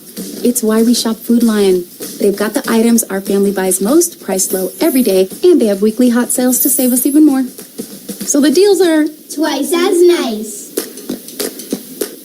A true teammate takes on every day with a winner's attitude. Gets up when they fall down and leaves it all on the field. There's a group of teammates who do all these things every single day. But they're more than your typical athlete. They're kids dealing with unthinkable medical circumstances. Team Impact matches children facing serious illness or disability with college sports teams, creating a long-term, life-changing experience for everyone involved. Help us get all kids in the game. Visit teamimpact.org. Team Impact. All in, all together.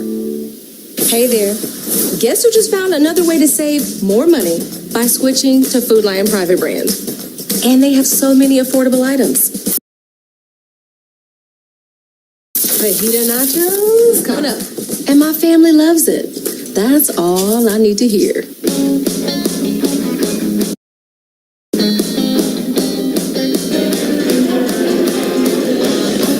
Bottom of the 6th, Georgia Tech coming up to bat and leading Cal 4-1. Cal with another inning where they left a runner stranded. They've now left 8 runners on base, have the Golden Bears. So they've had opportunities since Georgia Tech had hung 4 on them in the first inning. But now the Golden Bears back out in the field and from an offensive standpoint, running out of outs as Cole Tremaine comes in for his 5th inning of work. He will face Caleb Daniel, Carson Curse, and Will Baker for the Yellow Jackets of Georgia Tech. And a change for Cal as well. There's a new third baseman in. I get that. Number 4 is Tremaine. First pitch foul to the Cal dugout. No balls and 1 strike.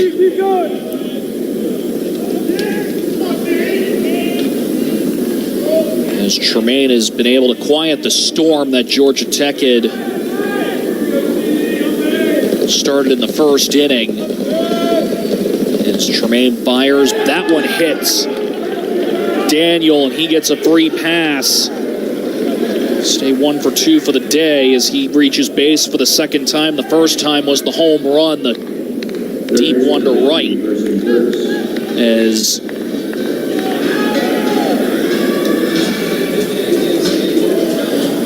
that'll bring up Carson Curse.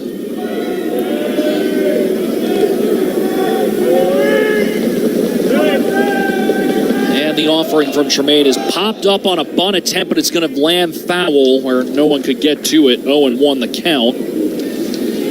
As the changes, Jeff Hoffman, now the third baseman for Cal, and Cade Campbell moves from third to short. So PJ Moutsouridis is out for those keeping score at home. Hoffman will hit in the 2 spot for Cal. An arm is getting loose, as well as Jordy Lopez for the Golden Bears. As the 0-1 for ball outside, throw down to first. Back though is Caleb Daniel. Count 1-1.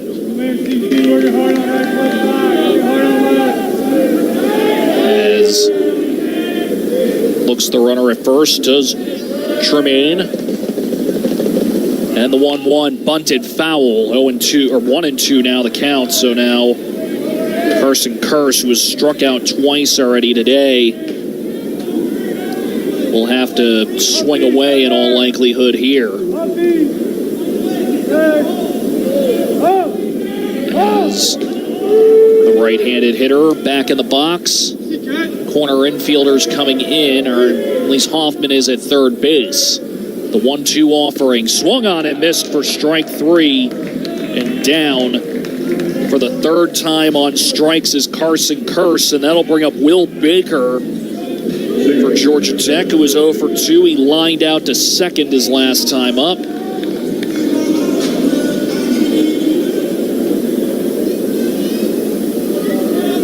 As Tremaine, the right-hander, Daniel 4 for 4 in the stolen base department, Caleb Daniel, and now a time called by the catcher, Alex Burge, who will now go to the halfway to the pitcher's mound, where he'll be met by Cole Tremaine. Jordy Lopez has said, warming up in the Cal bullpen, a lefty. And Tremaine's the unsung hero so far for Cal after the first took 2 pitchers to get out of the first inning, J.J. Hollis and David Shaw, and after 4 runs came across for Georgia Tech. And then since Tremaine entered in the bottom half of the second inning, 4 straight zeros put forth that scoreboard for Cal defensively. They've been able to get 1 of those runs back, cut it down to 3, the deficit. Not sure what exactly was going on as home plate umpire Adam Dowdy made his way to the mound, and they all looked toward the Cal dugout and got approval for something, and now they're all back, getting ready back for play. It's like nothing happened with 1 out and 1 on. Could have been a communication thing with a pitch com maybe down. Yeah, maybe. Second baseman for the Georgia Tech Yellow Jackets. The first pitch he sees in this at-bat from Tremaine is a breaking ball down the middle for a called strike. 0-1 your count. As some fans in orange starting to make their way here in Durham as Clemson and NC State, the game following us. As Tremaine's next pitch just missing inside for a ball. 1-1 now the count. Cal trailing Georgia Tech 4-1. Georgia Tech at bat with the first quarterfinal and the first spot in semifinals Saturday on the line as Tremaine sends this one hit on the ground. Picked up by Smaldino, touches first in time, throw down to second, caught in time, tagged by Cade Campbell, and a 3-6 double play. The unconventional 1-2-3 inning for the Cal Golden Bears, and the defensive prowess continues. No runs, no hits, no errors, nobody left on base. We have played 6. Georgia Tech 4, Cal 0. This is the ACC Baseball Championship from Learfield. College sports fans now have access to hundreds of weekly podcasts that zero in on the college sports world. Now available in the Varsity Podcast Network and part of the new Varsity app. The app is free and available from wherever you get your favorite apps. Download the Varsity app today to have access to hundreds of national podcasts as well as your favorite team-focused podcasts. The Varsity Podcast Network, now available for free on the Varsity app. Download from the App Store and listen today. Which schools will take home the prestigious Learfield Directors Cup as the top college athletic programs for the 2024-25 college athletic season? You can follow the standings of your favorite team or alma mater at L Directors Cup on Twitter and online at thedirectorscup.com. Trophies will be awarded in June 2025 to the winning institutions in all college sports divisions. Learfield Directors Cup, the crowning achievement in college athletics.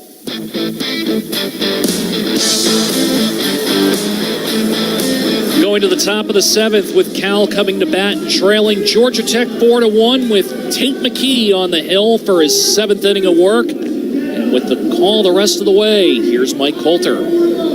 Thanks, Dan. Looking forward to seeing what Tate McKee has for us in store for the seventh. Had to mention, we talked about it during the break, that last double play there from Cal's defense. Got to give a hat tip to Dominique Smaldino with the throw. First baseman. Runner was clearly in his line of sight to the shortstop, Kate Campbell, covering second. Had to throw the ball in such a way that it kind of went around the runner.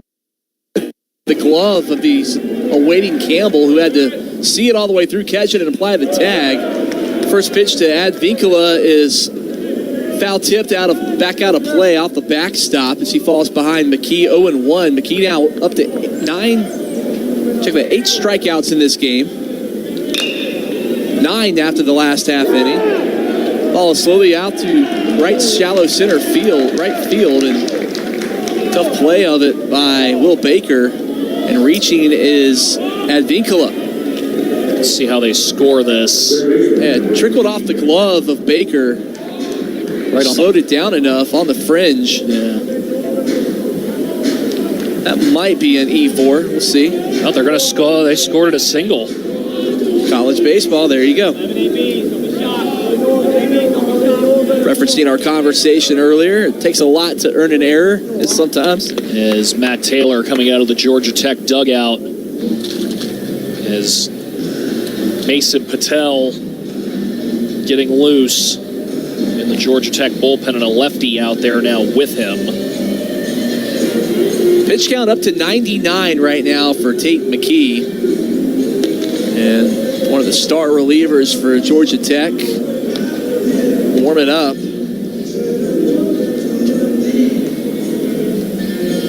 Jalen Patton.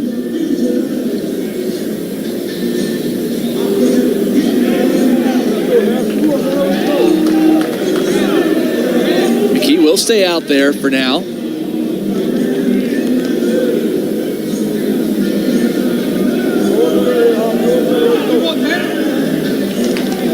Sun-soaked day here in Durham.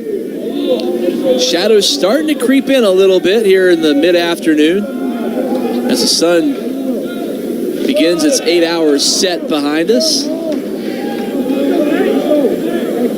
5-hour set, sorry. It's science, as Ron Burgundy once put it.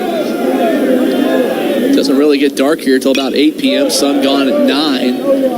Foul tipped by Jeff Hoffman, who came in at third base during the last half inning, replacing ultimately P.J. Moutzaritas. Took over for Campbell at third. Campbell shifted over to short where Moutzaritas was. So Hoffman batting second in the lineup now. Vincula going for a stolen base and has it. Pitch in the dirt as well. Second stolen base of the day for him.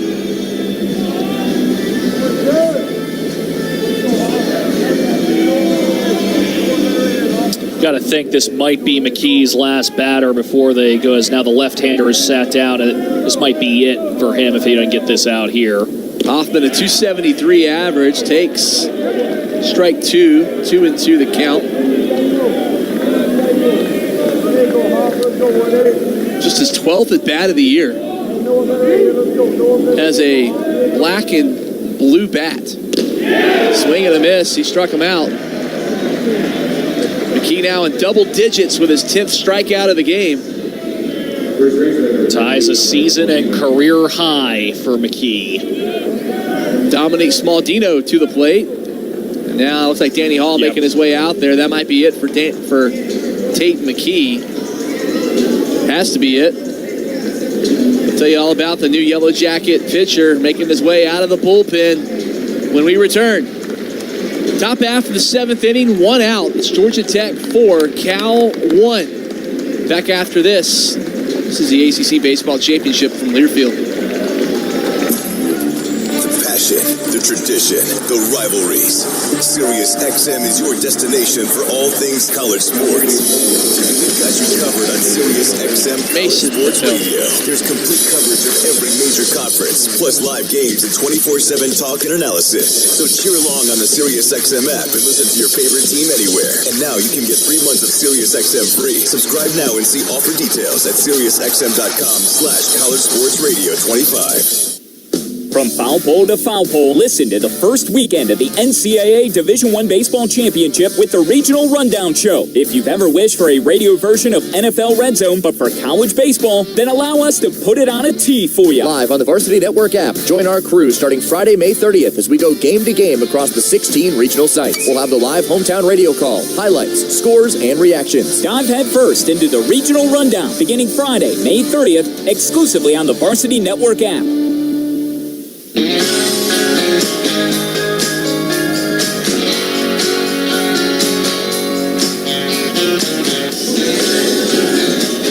And we're back here in Durham where Georgia Tech leads Cal 4-1 with 1 out in the top half of the 7th inning. Georgia Tech now 8 outs away from advancing to the semifinals on Saturday. They'll await the winner. Whoever wins this game gets matched up with the winner of our second game today, scheduled for 7 p.m. Eastern between number 4 seed NC State and number 5 seed Clemson. Tigers knocking off Virginia Tech yesterday. Clemson, another one of those teams many think highly of that could win the ACC championship this week. On the mound now for the Yellow Jackets is Mason Patel, a right-hander from Knoxville, a second-team All-ACC performer, and has some impressive numbers. A 2.85 ERA this season, 11-1 record, 5 saves to his credit, 60 innings pitched. He's allowed 45 hits in those 60 innings, 21 runs, 19 earned. How about this? A 57-12 strikeout-to-walk ratio. Right-hander peers over his shoulder. The runner at second held. Breaking ball in there for a called strike. It's Dominic Smaldino still at the plate. Advincula reached on a single to shallow right field on a hard-hit ground ball. Stole second. Jeff Hoffman struck out for the out, and then McKee was pulled by Danny Hall. Line drive to right field. This might score another run for the Cal Bears. Charging in is Hernandez. Run will indeed come home. The throw was cut off by Kent Smith at first. And the deficit now cut in half. It's Georgia Tech 4, Cal 2. RBI single from Smaldino.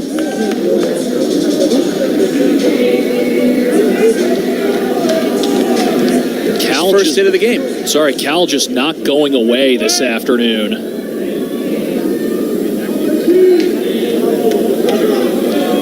So Advincula ran from second to home.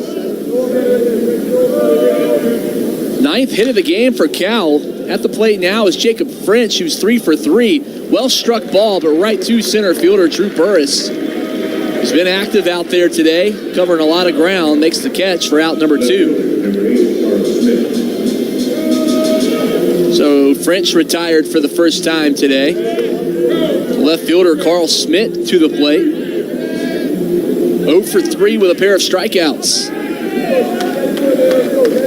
Patel working out of the stretch. The runner Smaldino at first. No threat to really run is the Cal first baseman. Pitch elevated for a ball.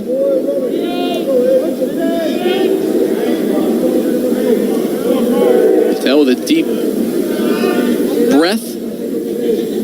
Sets and deals. Kicks up the left leg high and throws it home for a called strike.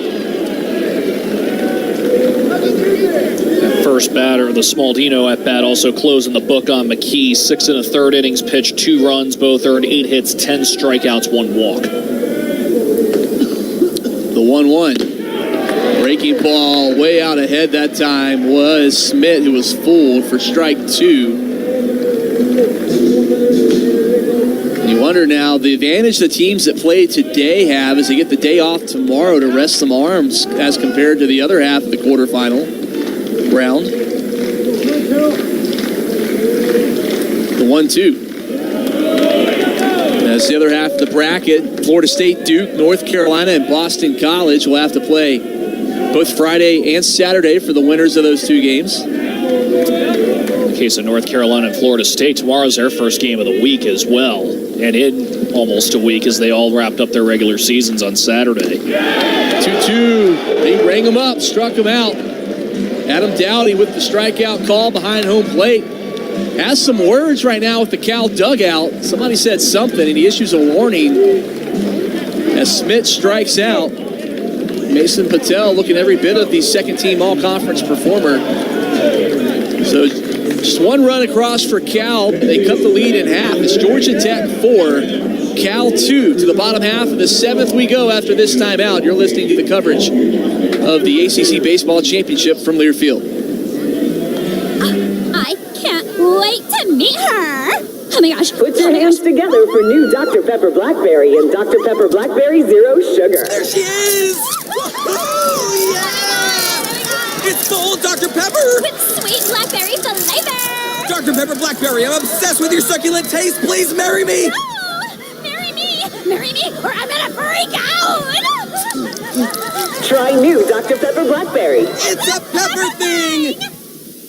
College softball season is in full swing, and we're just the ones to talk about it. Join me, former Stanford Cardinal and award-winning broadcaster Jenna Becerra and Amanda Lorenz every week as we deliver the latest in college softball on the D1 Softball Podcast. We've got all the latest, whether it is in the circle or in the batter's box. We have interviews with coaches, players, and many more. We'll go through the week's top 25 poll and give our insights, as well as our plays, wins, and whiffs of the week. Let us get you in the know on all things college softball. Listen on D1Softball.com and the Varsity Network app.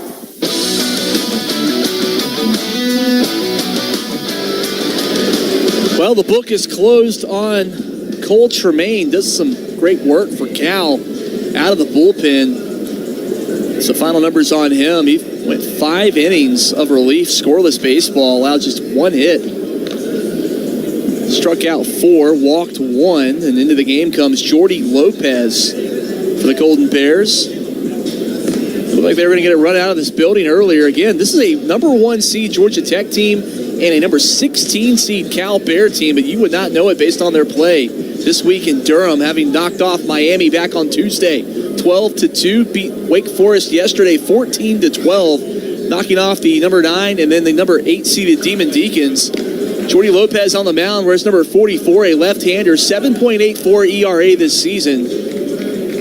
A 1-0 record, 20 2/3 innings pitched. That's allowed 32 hits, 21 runs, 18 of which were earned. 2 home runs allowed this season.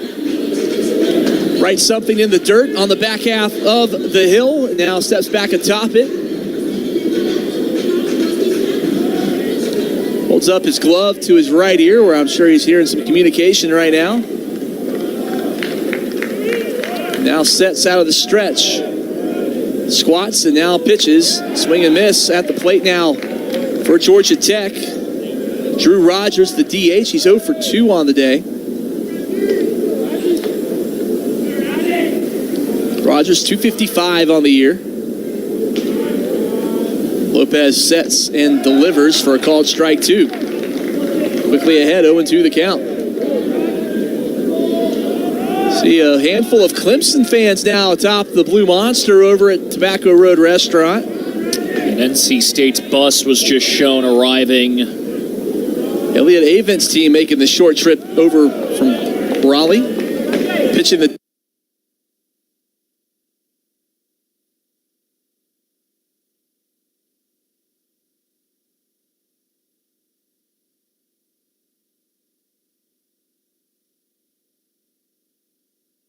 Hardly going around. The appeal to first base umpire Jeff Gosney is negative. Says no. Didn't quite go around. Good stop there by Alex Burge behind home plate. Not that it matters with no one on.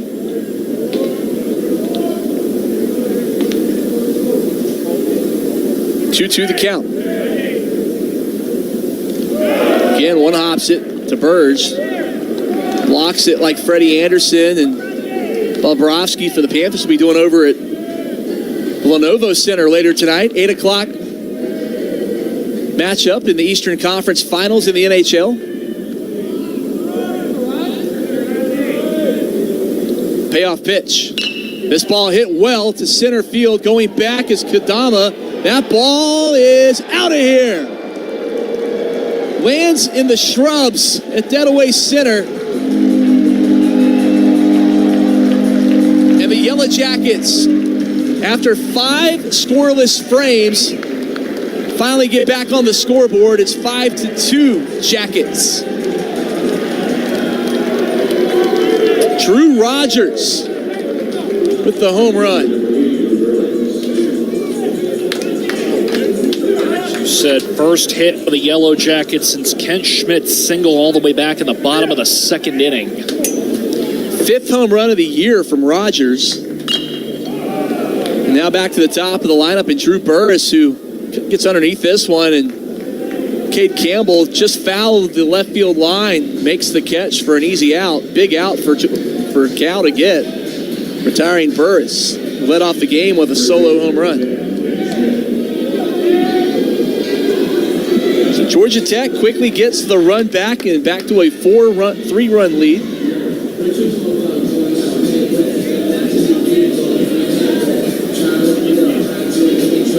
Kent Smith to the plate. Pair of singles for him today, 2 for 3.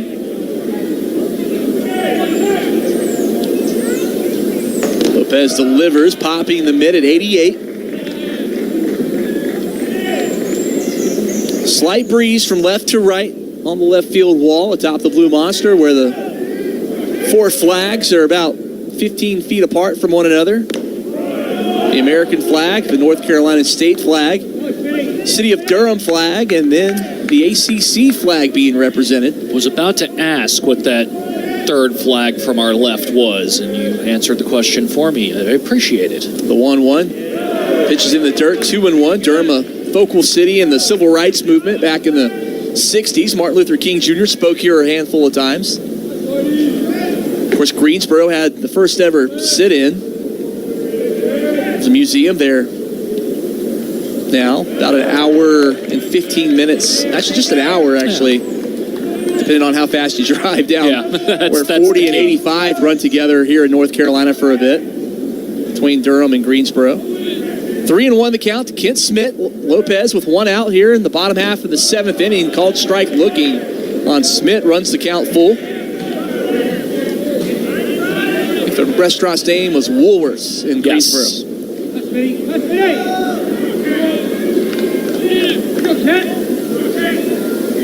Payoff pitch here. Looking strike, 3 called from home plate umpire Adam Dowdy, and 2 down now for Kyle Lodis. It was hit by a pitch in his last at bat. It took him a while to get back up. His parents were shown on ACC Network, worried and concerned for their second team All-ACC son. Takes a few practice swings, looks to be okay right now. Has an ankle protector and an elbow protector on. First pitch he sees from Lopez, a called strike.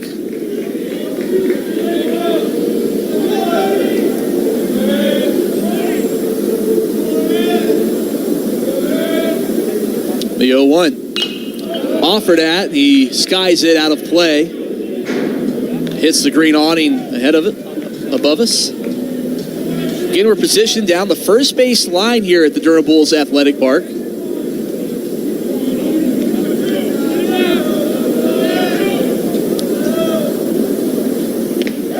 Pops the mid for a called strike 3. Back-to-back strikeouts from Jordy Lopez. That one looking Into the bottom half of the 7th inning, but not before a solo blast from Drew Rogers makes it 5-2. Georgia Tech with a 3-run lead. Top half of the 8th inning coming your way after this timeout. This is the ACC Baseball Championship from Learfield. Here's a fresh tip. Two's better than one. It's why we shop Food Lion.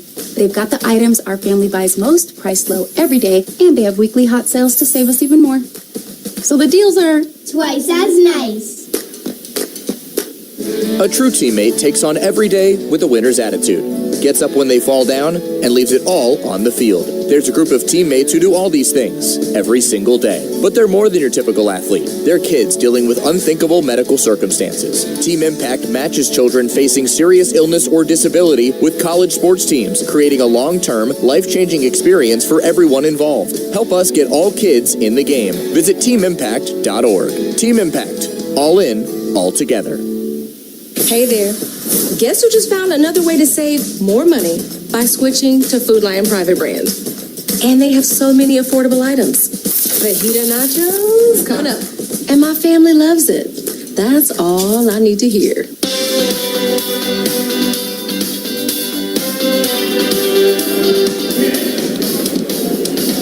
Back here in Durham after I took a fresh sip of Starry. Dan, I guess Sierra Mist is no longer a thing. No, has not been for a few years now.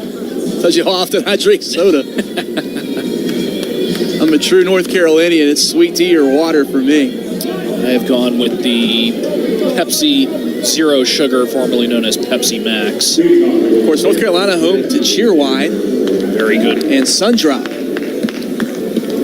If anybody's listening to us outside the Southeast, you probably have no clue what I'm talking about. Cheerwine's gotten pretty big. I had never heard of it until I moved to North Carolina. There's a lot of food that has Cheerwine flavoring in it. First pitch to Max Handren. Gets things started in the 8th inning. Cal running out of outs now, 6 away as they trail Georgia Tech 5-2. With Dan Courts, I'm Mike Coulter with you. Yellow Jackets with 4 runs in the top half of the first inning. Really set the stage so far in this one. 3 home runs to open the game for the Yellow Jackets. Pitch fouled out of play, 1-1 to Handren. Mason Patel still on the bump for Georgia Tech in relief of Tate McKee. An outstanding effort from him today. Pitch fouled out of play, heads over to the Lucky Strike Tobacco District water tower that's there for scenery now. Part of the original complex out there, Lucky Strike Tobacco. Of course, Bull Durham Tobacco, another prominent cigarette company back in the day. 1-2. Upstairs makes it 2-2. It's Durham, one of the southern cities founded on the tobacco industry, along with Winston-Salem down the road. A lot of converted tobacco warehouses over the years have now become shops and businesses, restaurants. Pitch was inside, full count. That's why it's called Tobacco Road when you talk about college basketball action amongst the 4 ACC member schools. And the pitch was low. I thought that was a walk. I thought it was too. I had it down. Yeah, now they're saying he didn't know he got walked.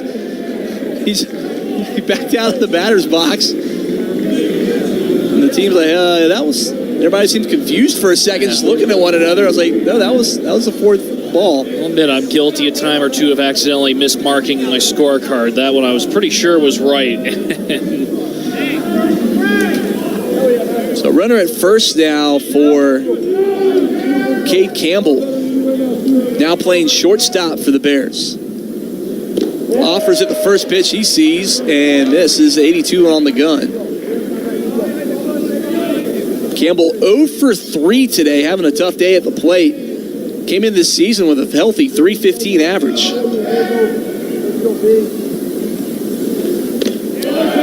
Misses on the second pitch, 0-2. Campbell needing to make contact here to avoid the dreaded golden sombrero.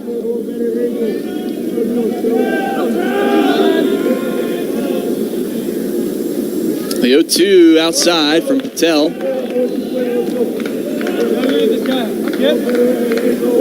Handren at first after getting a walk on the full count. Georgia Tech in front, 5-2, top half of the 8th inning. The 1-2 pitch just misses outside to even up the count. Patel steps off the mound, wipes his brow. Georgia Tech with the all-white uniforms today. Navy numbers, Navy hat with the gold GT and the gold bill. 2-2. Breaker, not there. Second straight batter now with a full count on Mason Patel. Blue skies in Durham this afternoon. Slight breeze from left to right in the outfield. Barely tipping it. That time was Campbell.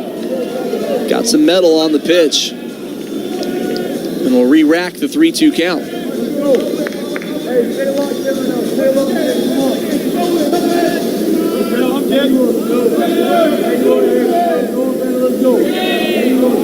Patel now on the right side of the rubber with his right heel. Pitch is grounded to third, fielded cleanly by Kurtz. It's over to second for one, to first, not in time, beating it out. And legging that one out was Campbell.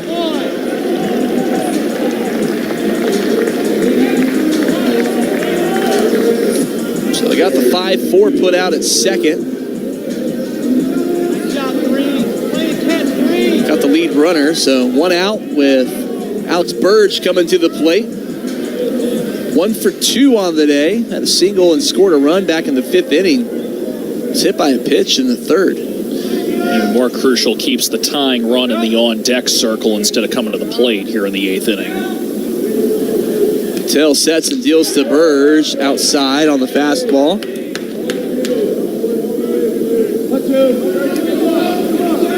Now starting to see some red matriculate into the ballpark.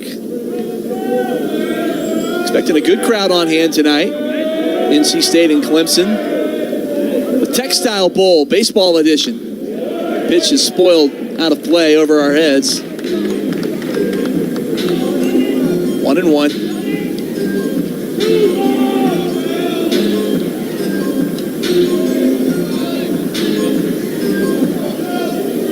Of course, NC State producing a ton of engineers, as does Georgia Tech right in front of us. The 1-1. Lined out of play, foul third base line and left field line, lands on the Mescalito stanchion, or roof, I guess. Yeah. Stanchion. Thinking basketball. That could be the same thing.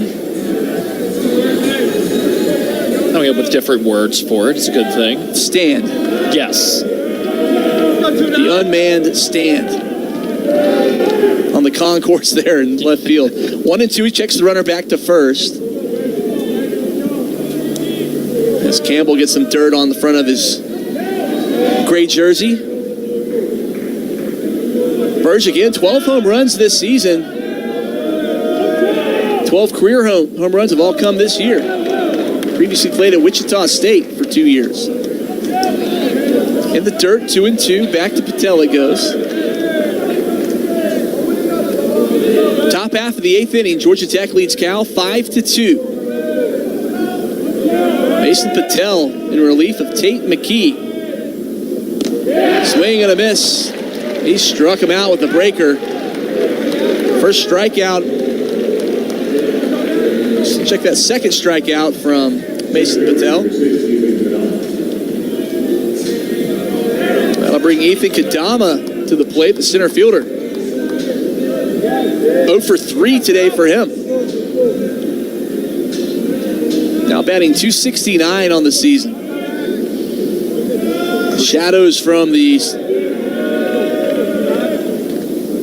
facility starting to creep in on the infield now, and just behind home plate umpire Adam Dowdy. First pitch to Kadama in there for a ball.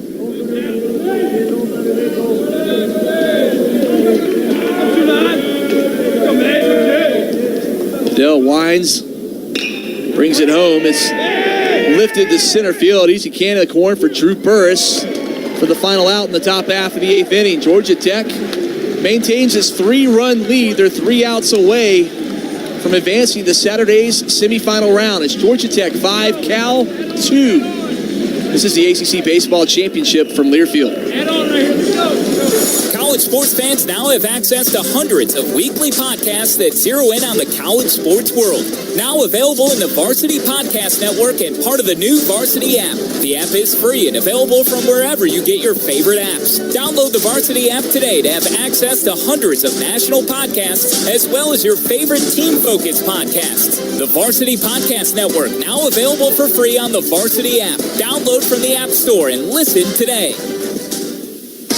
Which schools will take home the prestigious Learfield Directors Cup as the top college athletic programs for the 2024-25 college athletic season? You can follow the standings of your favorite team or alma mater at L Directors Cup on Twitter and online at thedirectorscup.com. Trophies will be awarded in June 2025 to the winning institutions in all college sports divisions. Learfield Directors Cup, the crowning achievement in college athletics.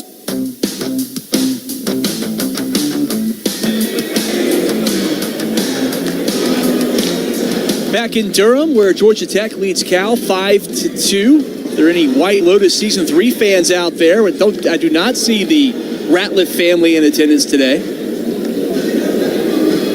Characters on that show were from Durham, North Carolina. And more than likely might be spending some time at the courthouse that we see in right center field. If you watch the show, you know what I'm talking about. I'm going to take your word for it. Jordy Lopez back out there for another inning of work after surrendering just a run back in the bottom half of the 7th. Writes again in the back of a mound on the dirt, something. He'll be facing Alex Hernandez, Vaughn Lackey, and Caleb Daniel, the 4, 5, 6 hitters for the Yellow Jacket lineup here in the bottom half of the 8th inning.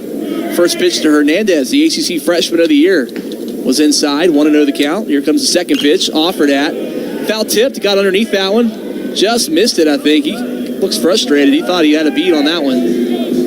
Went to the netting behind the backstop. 1-1 the count to Hernandez.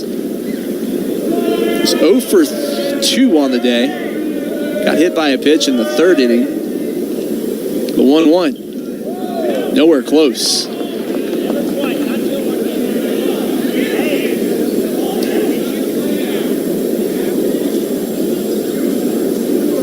To retrieve the ball. Durham Bulls, one of those teams that has a yellow lab that fields balls during games. This ball well struck to right field, but I think the ballpark will indeed hold it. Going back is French at the wall. No, it's out of here. I am shocked that ball carried out to right center. Solo shot from Alex Hernandez. His 14th of the year.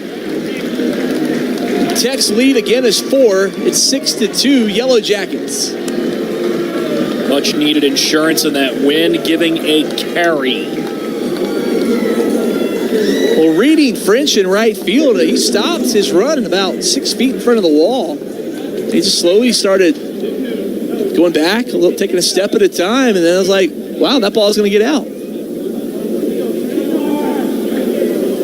Lopez now steps off the rubber as pitching coach making his way out there onto the field, and they're going to signal for a right-hander to come in. Now a more demonstrative right-handed signal from the coach. Georgia Tech 6, Cal 2. Jordy Lopez's day is done. It's checked by first base umpire Jeff Gosney. We'll tell you about the new Golden Bear pitcher when we return. You're listening to ACC Baseball Championship from Learfield. The tradition, the rivalries.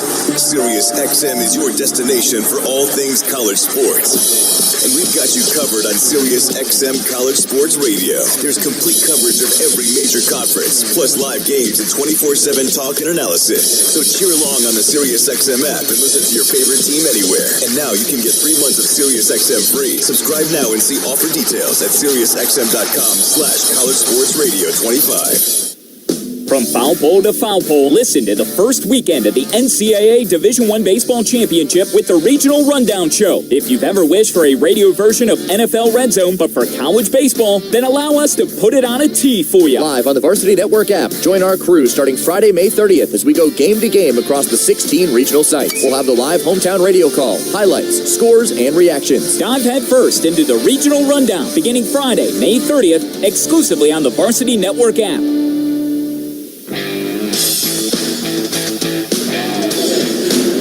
New pitcher for the Cal Golden Bears is Tucker Bucci, a right-hander, 6'6", 225-pound senior from Mill Valley, California. The only pitcher on Cal's staff who has been with the Golden Bears since 2022. His fourth season on the staff.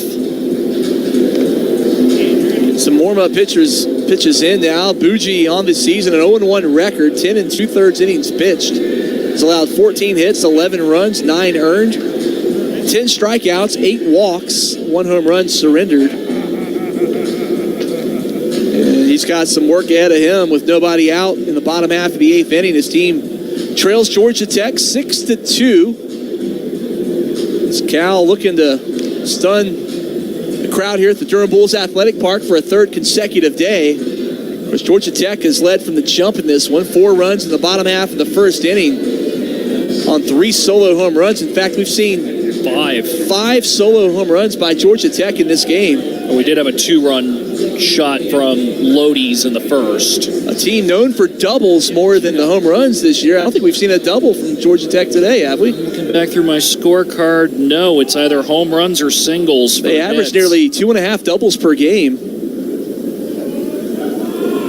which at the pace they were at would be a program record. Pitch was low to Vaughn Lackey, who's at the plate. Well, if they're exchanging the doubles for home runs, I'm sure they're not going to mind. They'll exchange that for no record.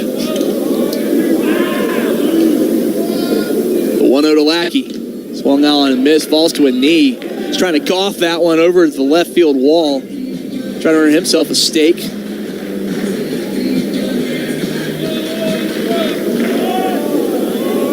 I'd love to see what the process is here of player on the field hits the bull on a home run, making his way to the chef. Ball is fouled out of play, and getting the details of what the player would like, how they like their steak cooked, when they actually get said steak. Got to think at some point soon after completion of the game. Of course, Durham home to one of the great steakhouses just down the road from us on Highway 70. The Angus Barn, pitch in the dirt, makes it 2-2. A place that you can't see the ceiling during the winter is covered in Christmas decorations. An extravagantly decorated place. You have to get your reservations in now if you even want to have a hope of getting in there during Christmas time. 2-2. It's outside, 3-2 the count. Might be the most famous steak restaurant in the state of North Carolina. Its walls adorned with all kinds of celebrities who have dined there over the years. One who raved about it, I remember talking with him 2 years ago, the voice of the Clemson Tigers, Don Munson, very big fan of the Angus Barn. Full count to Vaughn Lackey. Hits it well, gives it a long ride to left center, hustling over, and not making the catch is Ethan Kudoma around third and coming home. It might be an inside the park home run for Vaughn Lackey at play at the plate. He's safe. He did it. In the park home run for the Yellow Jacket catcher, Vaughn Lackey. It was a diving effort from Ethan Kudama, and it was in the left center field wall. It bounced off the wall away from the left fielder, Smith, who was employing backup. Had to track that ball down and get it in. The tag just missed on the diving Lackey. 7-2 Georgia Tech. Seeing the replay just out of reach of Kadama, and is now Cal looking like we're going to get another pitching change here, but then the carom, because it was at that part of the wall where the blue monster meets the normal-sized wall, and it just went away from Schmidt. And Lackey. It took an odd bounce. It kind of rode the wall with its momentum away from the fielder. And the catcher of all people with an in-the-park home run. 7-2 Georgia Tech. New pitcher coming for Cal. We'll tell you about it after this timeout. You're listening to coverage of the ACC Baseball Championship from Learfield. I can't wait to meet her. Oh my gosh. Put your hands together for new Dr. Pepper Blackberry and Dr. Pepper Blackberry Zero Sugar. There she is! Oh, yeah! It's the old Dr. Pepper! With sweet blackberry flavor. Dr. Pepper Blackberry, I'm obsessed with your succulent taste. Please marry me! No! Marry me, or I'm gonna freak out! Try new Dr. Pepper Blackberry. It's a pepper thing! College softball season is in full swing, and we're just the ones to talk about it. Join me, former Stanford Cardinal and award-winning broadcaster Jenna Becerra and Amanda Lorenz every week as we deliver the latest in college softball on the D1 Softball Podcast. We've got all the latest, whether it is in the circle or in the batter's box. We have interviews with coaches, players, and many more. We'll go through the week's top 25 poll and give our insights, as well as our plays, wins, and whiffs of the week. Let us get you in the know on all things college softball. Listen on D1Softball.com and the Varsity Network app.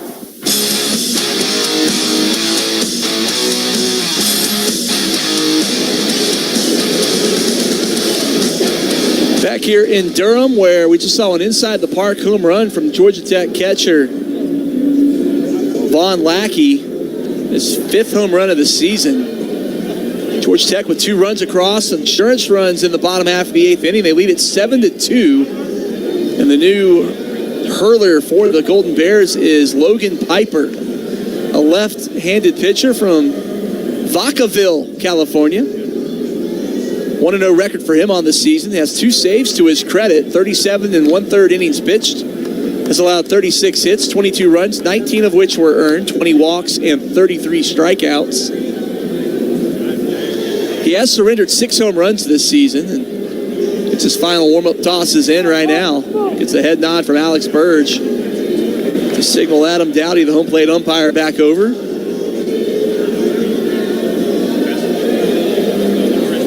Still nobody out here in the bottom half of the 8th inning. As we see the old school scoreboard operators peering their heads through the empty top half of the 9th and 10th windows, watching some baseball.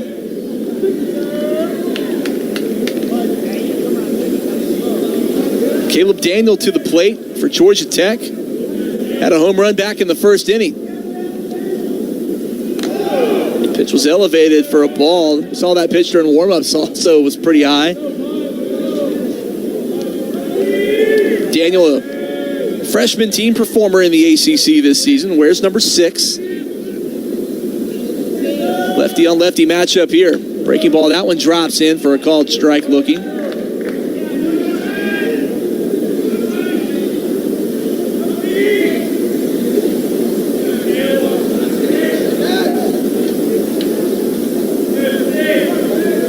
Pitch coming to Daniel. Called strike 2, pops the mitt at 88 on the gun. Daniel, a freshman from Cartersville, Georgia, and Cartersville High School, home of the Purple Hurricanes, a baseball and football powerhouse, notable for Trevor Lawrence attending Cartersville High. 1-2. This ball is lifted to right field. That's going to drop in for a base knock. He rounds first, will be held up by the right fielder, Jacob French. So a single for Caleb Daniel, his 2nd hit of the day. He's 2 for 3 now. And Carson Curse will come to bat. He's struck him out all 3 times today. Has a runner at first. Cal content to leave Logan Piper out there for now after surrendering the hit to Daniel. Has his feet together, throws the pitch, showing bunt that time was Curse. He pulls it back. Takes the called strike.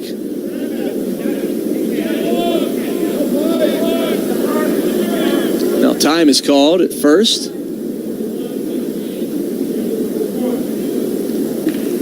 Bring the pinch runner? No, well, yeah, actually, yes.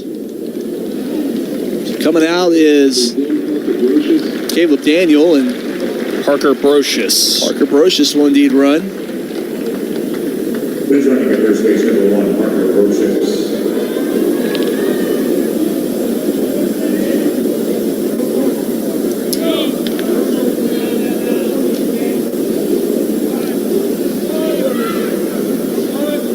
The 0-1 to Curse. It's a breaking ball outside. Makes it 1-1.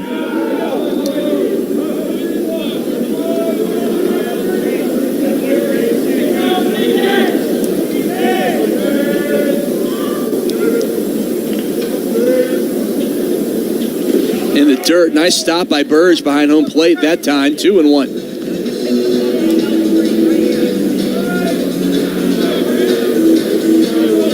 Piper's got one of those odd-colored gloves. Looks like a Charlotte Hornets teal to it. You were correct. Or like a mint ice cream color. Yeah. The 2-1. Very lightish green. For all brands not named Briars. Makes their mint white.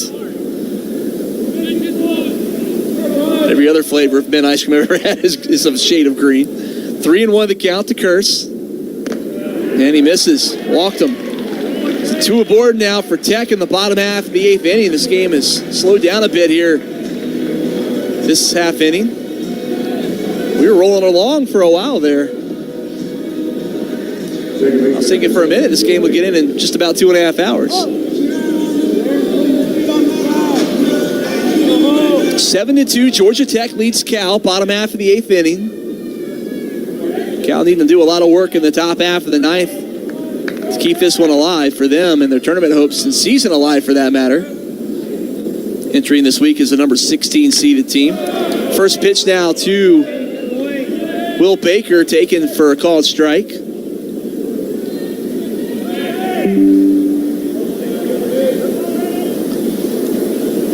Baker 0 for 3 today. Grounded out into a double play back in the 6th inning. The 0-1 stopped nicely by Burge as he had to backhand it inside.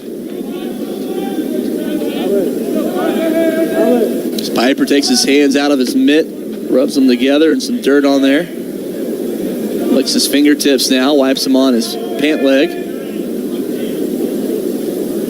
Starts this wind up out of the stretch. Heels closely together, swing and a miss on the elevated fastball that time at 89. 1-2 now to Baker.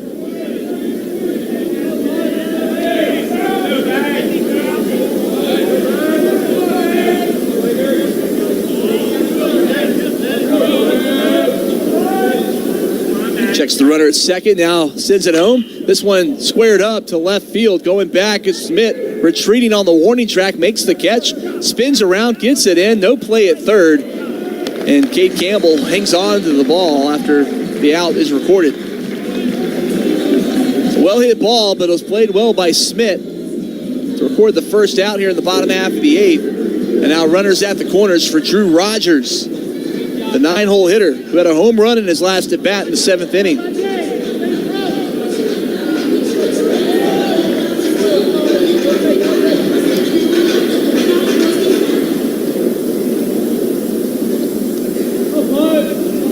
Home run was his 5th of the season. Again, one of 5 solo home runs by Georgia Tech here today. First pitch, a healthy hack at it, missed it.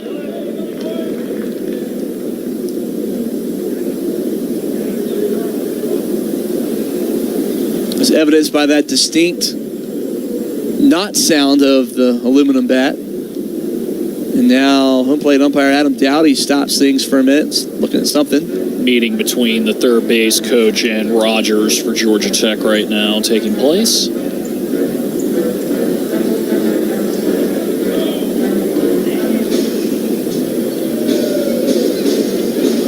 They've got the shift on right now with second baseman Jaron Advalinkola straight away behind second now.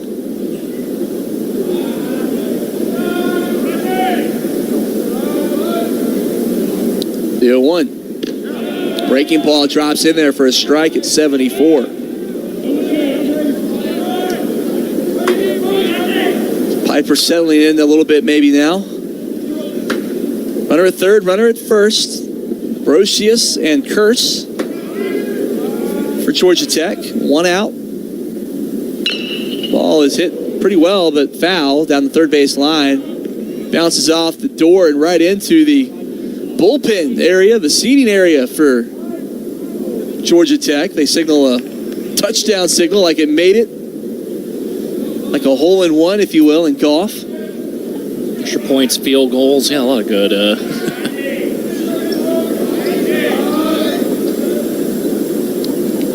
The 0-2. Not there, just outside. Sometimes you need that help when you're on the golf course. You think you had a great shot. You don't see where it ends up. As you approach the green, you can't find it. And you're shocked you can't find it. And you're like, the thought goes through your head, maybe. Just maybe today was the day I hit a hole-in-one. Hasn't happened yet. A 1-2 bounces. Nice stop there from Burge. Keep it in front, but the runner does advance to second. Curse heads up base running. Runners at second and third now with one out in the bottom half of the eighth inning. Again, Georgia Tech leads 7-2. Winner advances to Saturday's semifinal round. It's a day of rest here tomorrow.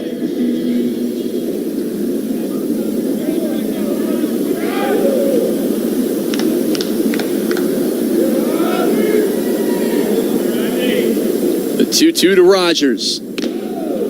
Upstairs, runs the count full at 3-2.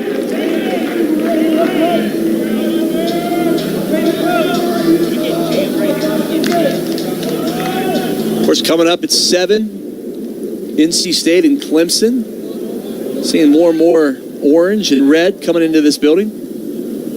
Payoff pitch. He rang him up. Strikeout. Big strikeout there for Logan Piper. Keep it a 5-run deficit as we flip it over back to the top of the Yellow Jacket lineup, and center fielder Drew Burris back to the plate. Got the scoring started back in the first inning with a solo home run over the left field wall. His 17th of the year. He's 1 for 3 today. Piper's working out of the stretch with runners at second and third. First pitch upstairs. Too high, says Adam Dowdy behind home plate.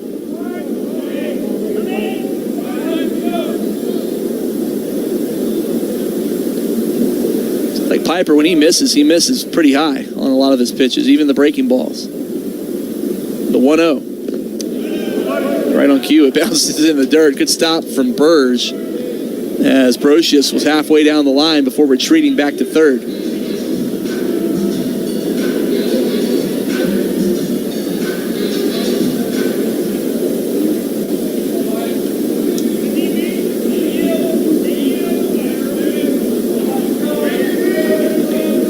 Piper now sets and deals outside. 3-0 now to Burris. He does not want to give him anything worth hitting with the open base.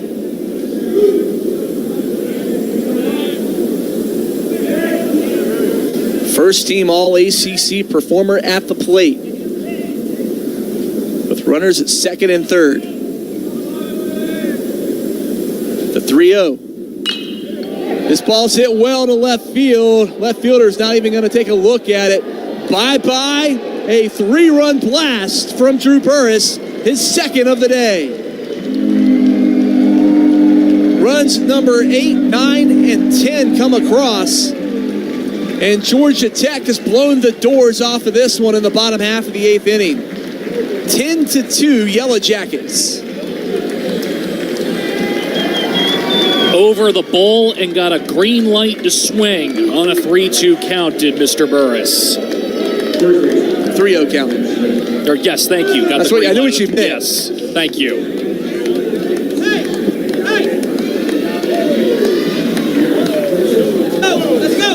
So Burris now with his 17th and 18th home runs of the season here today.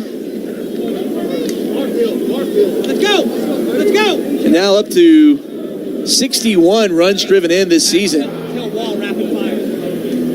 So 2 outs now for Kent Smith, who's getting some coaching right now. Tech leads it 10-2. Cal not happy with this timeout being permitted by Adam Dowdy. And nobody in the Cal bullpen, meaning Logan Piper, this is his to finish.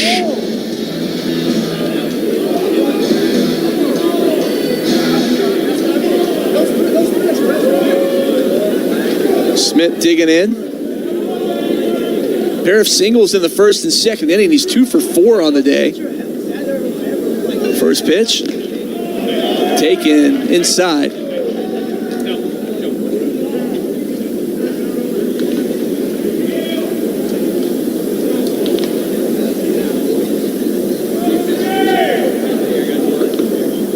Piper still in there with the 1-0. Called strike looking. Piper up to 26 pitches now.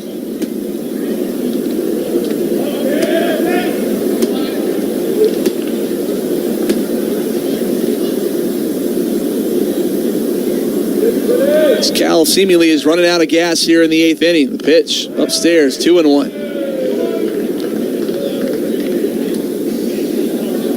Team that put up a lot of runs our first 2 days. They beat Miami back on Tuesday 12-2. Knocked off Wake Forest yesterday 14-12. But Georgia Tech has held them to just 2 runs so far today through 8 innings. Pitch inside, 3-1 the count now to Kent Smith.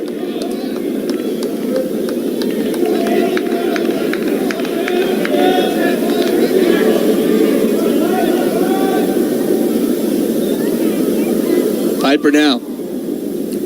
Pitch. Called strike 2. Full count now to Smith.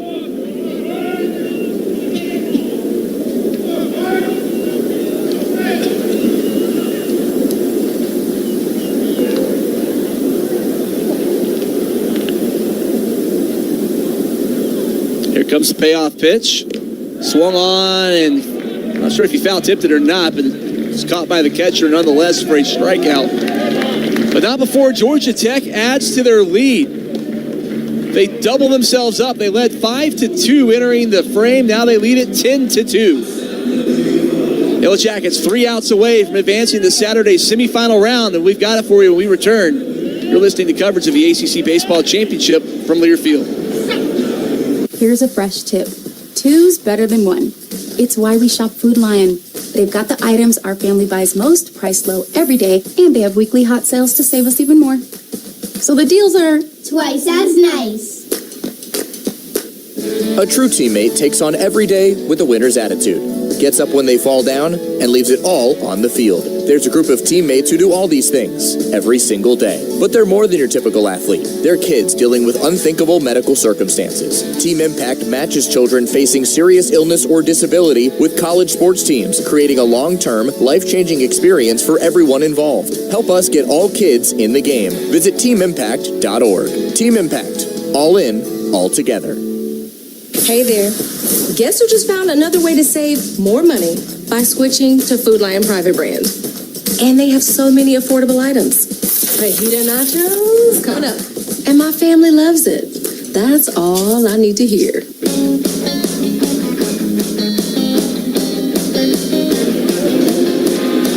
And we're back in Durham looking to wrap up our first of 2 quarterfinal games here on Quarterfinal Thursday at the ACC Baseball Championship. Georgia Tech leading Cal 10-2. A team many thought wouldn't be here. The 16-seed Cal Bears, who had to play at 6 a.m. their time back on Tuesday, found themselves down 4-0 just like that after the first inning today, but were able to kind of hang in there. Got some good pitching from Cole Tremaine to cut into the Yellow Jacket lead at 4-2 before the Jackets add to that lead with a run in the 7th and then really open it up with 5 more in the bottom half of the 8th inning. New pitcher now for Georgia Tech, looking to close this thing out, number 32, Brett Barfield. A left-hander at 5.11 ERA this season. Have to imagine Danny Hall thinking he's going to need Mason Patel later this week, so let's get him out of the game. And Barfield's numbers, he has 1 save on the season, not in line for that here today with the 8-run lead. 12 1/3 innings pitched, has allowed 12 hits, 8 runs, 7 earned. Has walked 8 and stricken out 13. Opponents have batted 3 home runs off of him this season, and the leadoff hitters were .538 against him. And the number 1 hitter, Jaron Advincula, to the plate to lead things off in the 9th for Cal. Bit of work to do for the Bears. First pitch inside to him.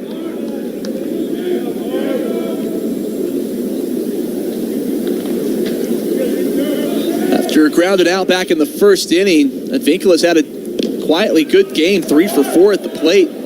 He takes ball 2. It's a second-team All-ACC performer, the Golden Bears' second baseman.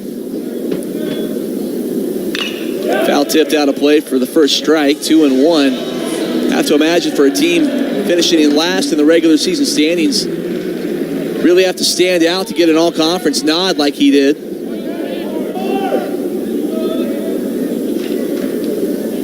Now with a 2-1 count here in the top half of the 9th inning. Squares this one up, but too well. Right to center fielder Drew Burris for the first out. Struck well, but not well enough. And a pinch hitter, it appears, coming in for Cal. Next hitting, number 17, Ryan Tate. Ryan Taman coming to the plate for the Cal Bears.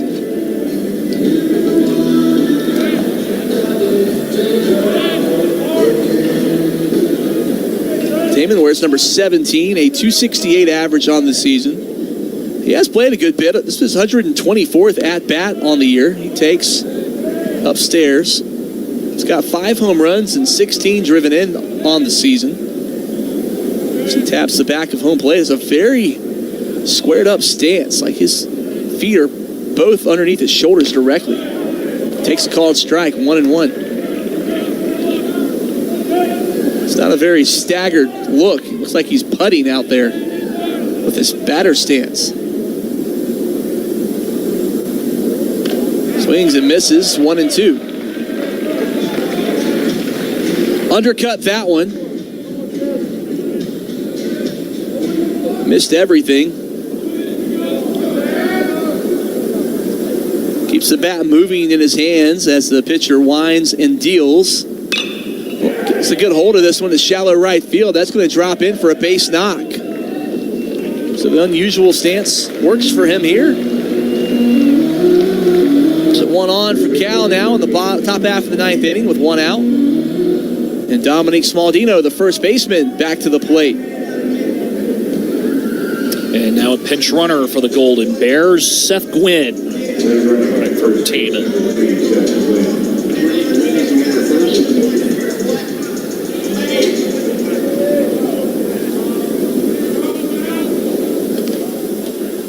Smaldino in search of his second hit of the day. Had a single the last time up. He's 1 for 2 with a walk.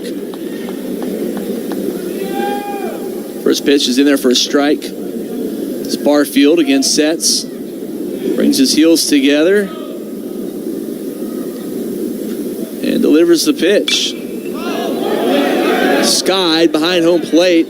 Lackey's mask comes off, unable to make a play on it. And tries to knock it down after it bounces off the top half of the netting.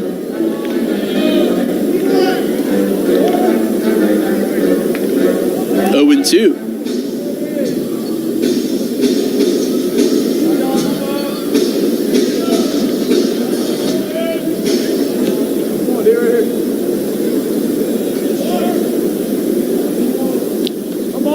Barfield, another swinging foul tip, 0-2. Georgia Tech 10, Cal 2, top half of the 9th inning. Cal down to its final 2 outs with 1 aboard. Georgia Tech last semifinal appearance 2021 in Charlotte, 2019 the last time they did it in Durham. Played North Carolina in the championship game that year. They lost to the Tar Heels. And a ringing strike 3 called by home plate umpire Adam Dowdy. Pitch was dropped by Lackey, but no run to first made with a runner there, obviously. Nice strikeout there by Barfield. 14th time he's done that this season. And Jacob French to the plate. 3 for 4 on the day for him. The third-team All-ACC performer. First pitch in the dirt.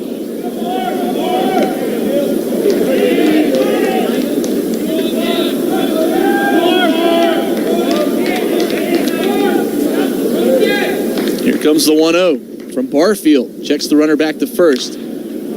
Fouled out of play. That's going to end up on the green awning that protects the fans from the sun and from the conditions. Really, the sun today is hardly a cloud in the sky above Durham Bulls Athletic Park. The 1-1 is low.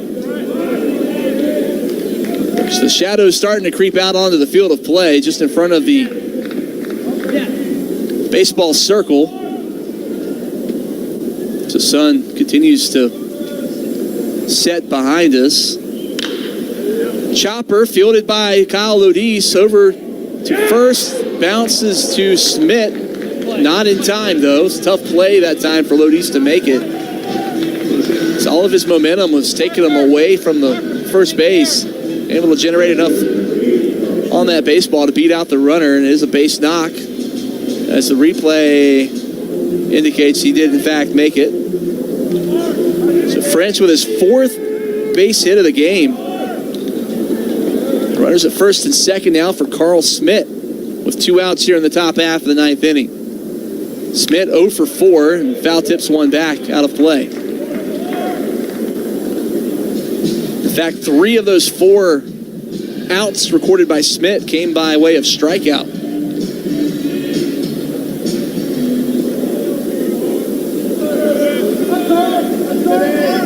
Barfield with a staggered stance now on the bump. Checks the runner at second. Sets and brings it home for strike 2. Now Cal down to their last strike. 10-2 Georgia Tech. Top half of the 9th inning. Yellow Jackets ever so close to semifinal Saturday here at the ACC Baseball Championship. The 0-2. High, says Adam Dowdy.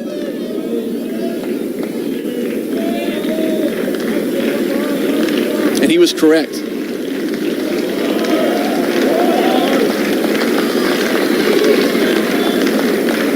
1-2 from Barfield. Grounded to right field, rounding third, and scoring will be Gwynn. And Cal stays alive, at least for now. Third run of the game for the Bears. It's 10-3 Georgia Tech with runners at first and second for Cal.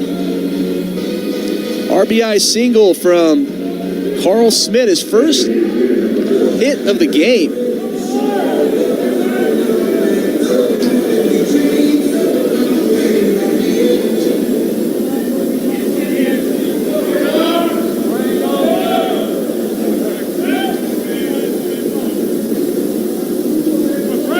Barfield. There is a little bit of work going on in the Yellow Jacket bullpen right now, just in case. It's 10-3 Yellow Jackets. Cal has actually out-hit Georgia Tech in this game, 12-10. The Tech's 5 solo home runs, a 3-run blast by Burris in the bottom half of the 8th inning. Strike 2 now. Strike 1, rather. He blows it past him at 88. Healthy swing that time from Max Handren, who's back at the plate. Handren 1 for 3 with a walk today. A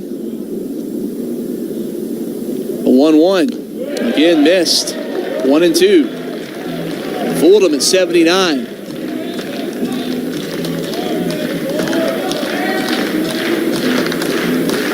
One ball, 2 strikes, 2 outs. 7-run lead for Georgia Tech. Top half of the 9th inning. Barfield peers over his left shoulder, now brings it home. Spoiled this time from Handren as he stays alive. Caught it on the inside of the metal and lands on the roof behind home plate.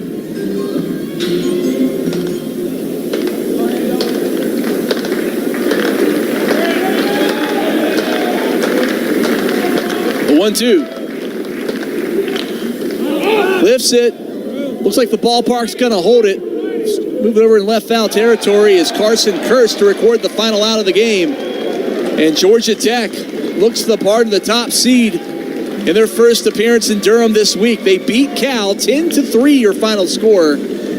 As Georgia Tech now records their 40th win on the season. Georgia Tech 40-16 on the year, and they will advance to semifinals Saturday at the ACC Baseball Championship, where they'll face either North Carolina State or Clemson, who's getting ready to play in just over an hour from now. Cal, it's a fun run this week in Durham. Their stay longer than many thought, coming in as the number 16 seed. They upset Miami, they upset Wake Forest, but they ran into a buzzsaw today and were stung by the Yellow Jackets 10-3. Their season ends with a record of 24-31. Take a time out. Dan will come back and preview our nightcap and recap this one as well. Georgia Tech 10, Cal 3. This is the ACC Baseball Championship from Learfield. The passion, the tradition, the rivalries. Sirius XM is your destination for all things college sports. And we've got you covered on Sirius XM College Sports Radio. There's complete coverage of every major conference, plus live games and 24/7 talk and analysis. So cheer along on the Sirius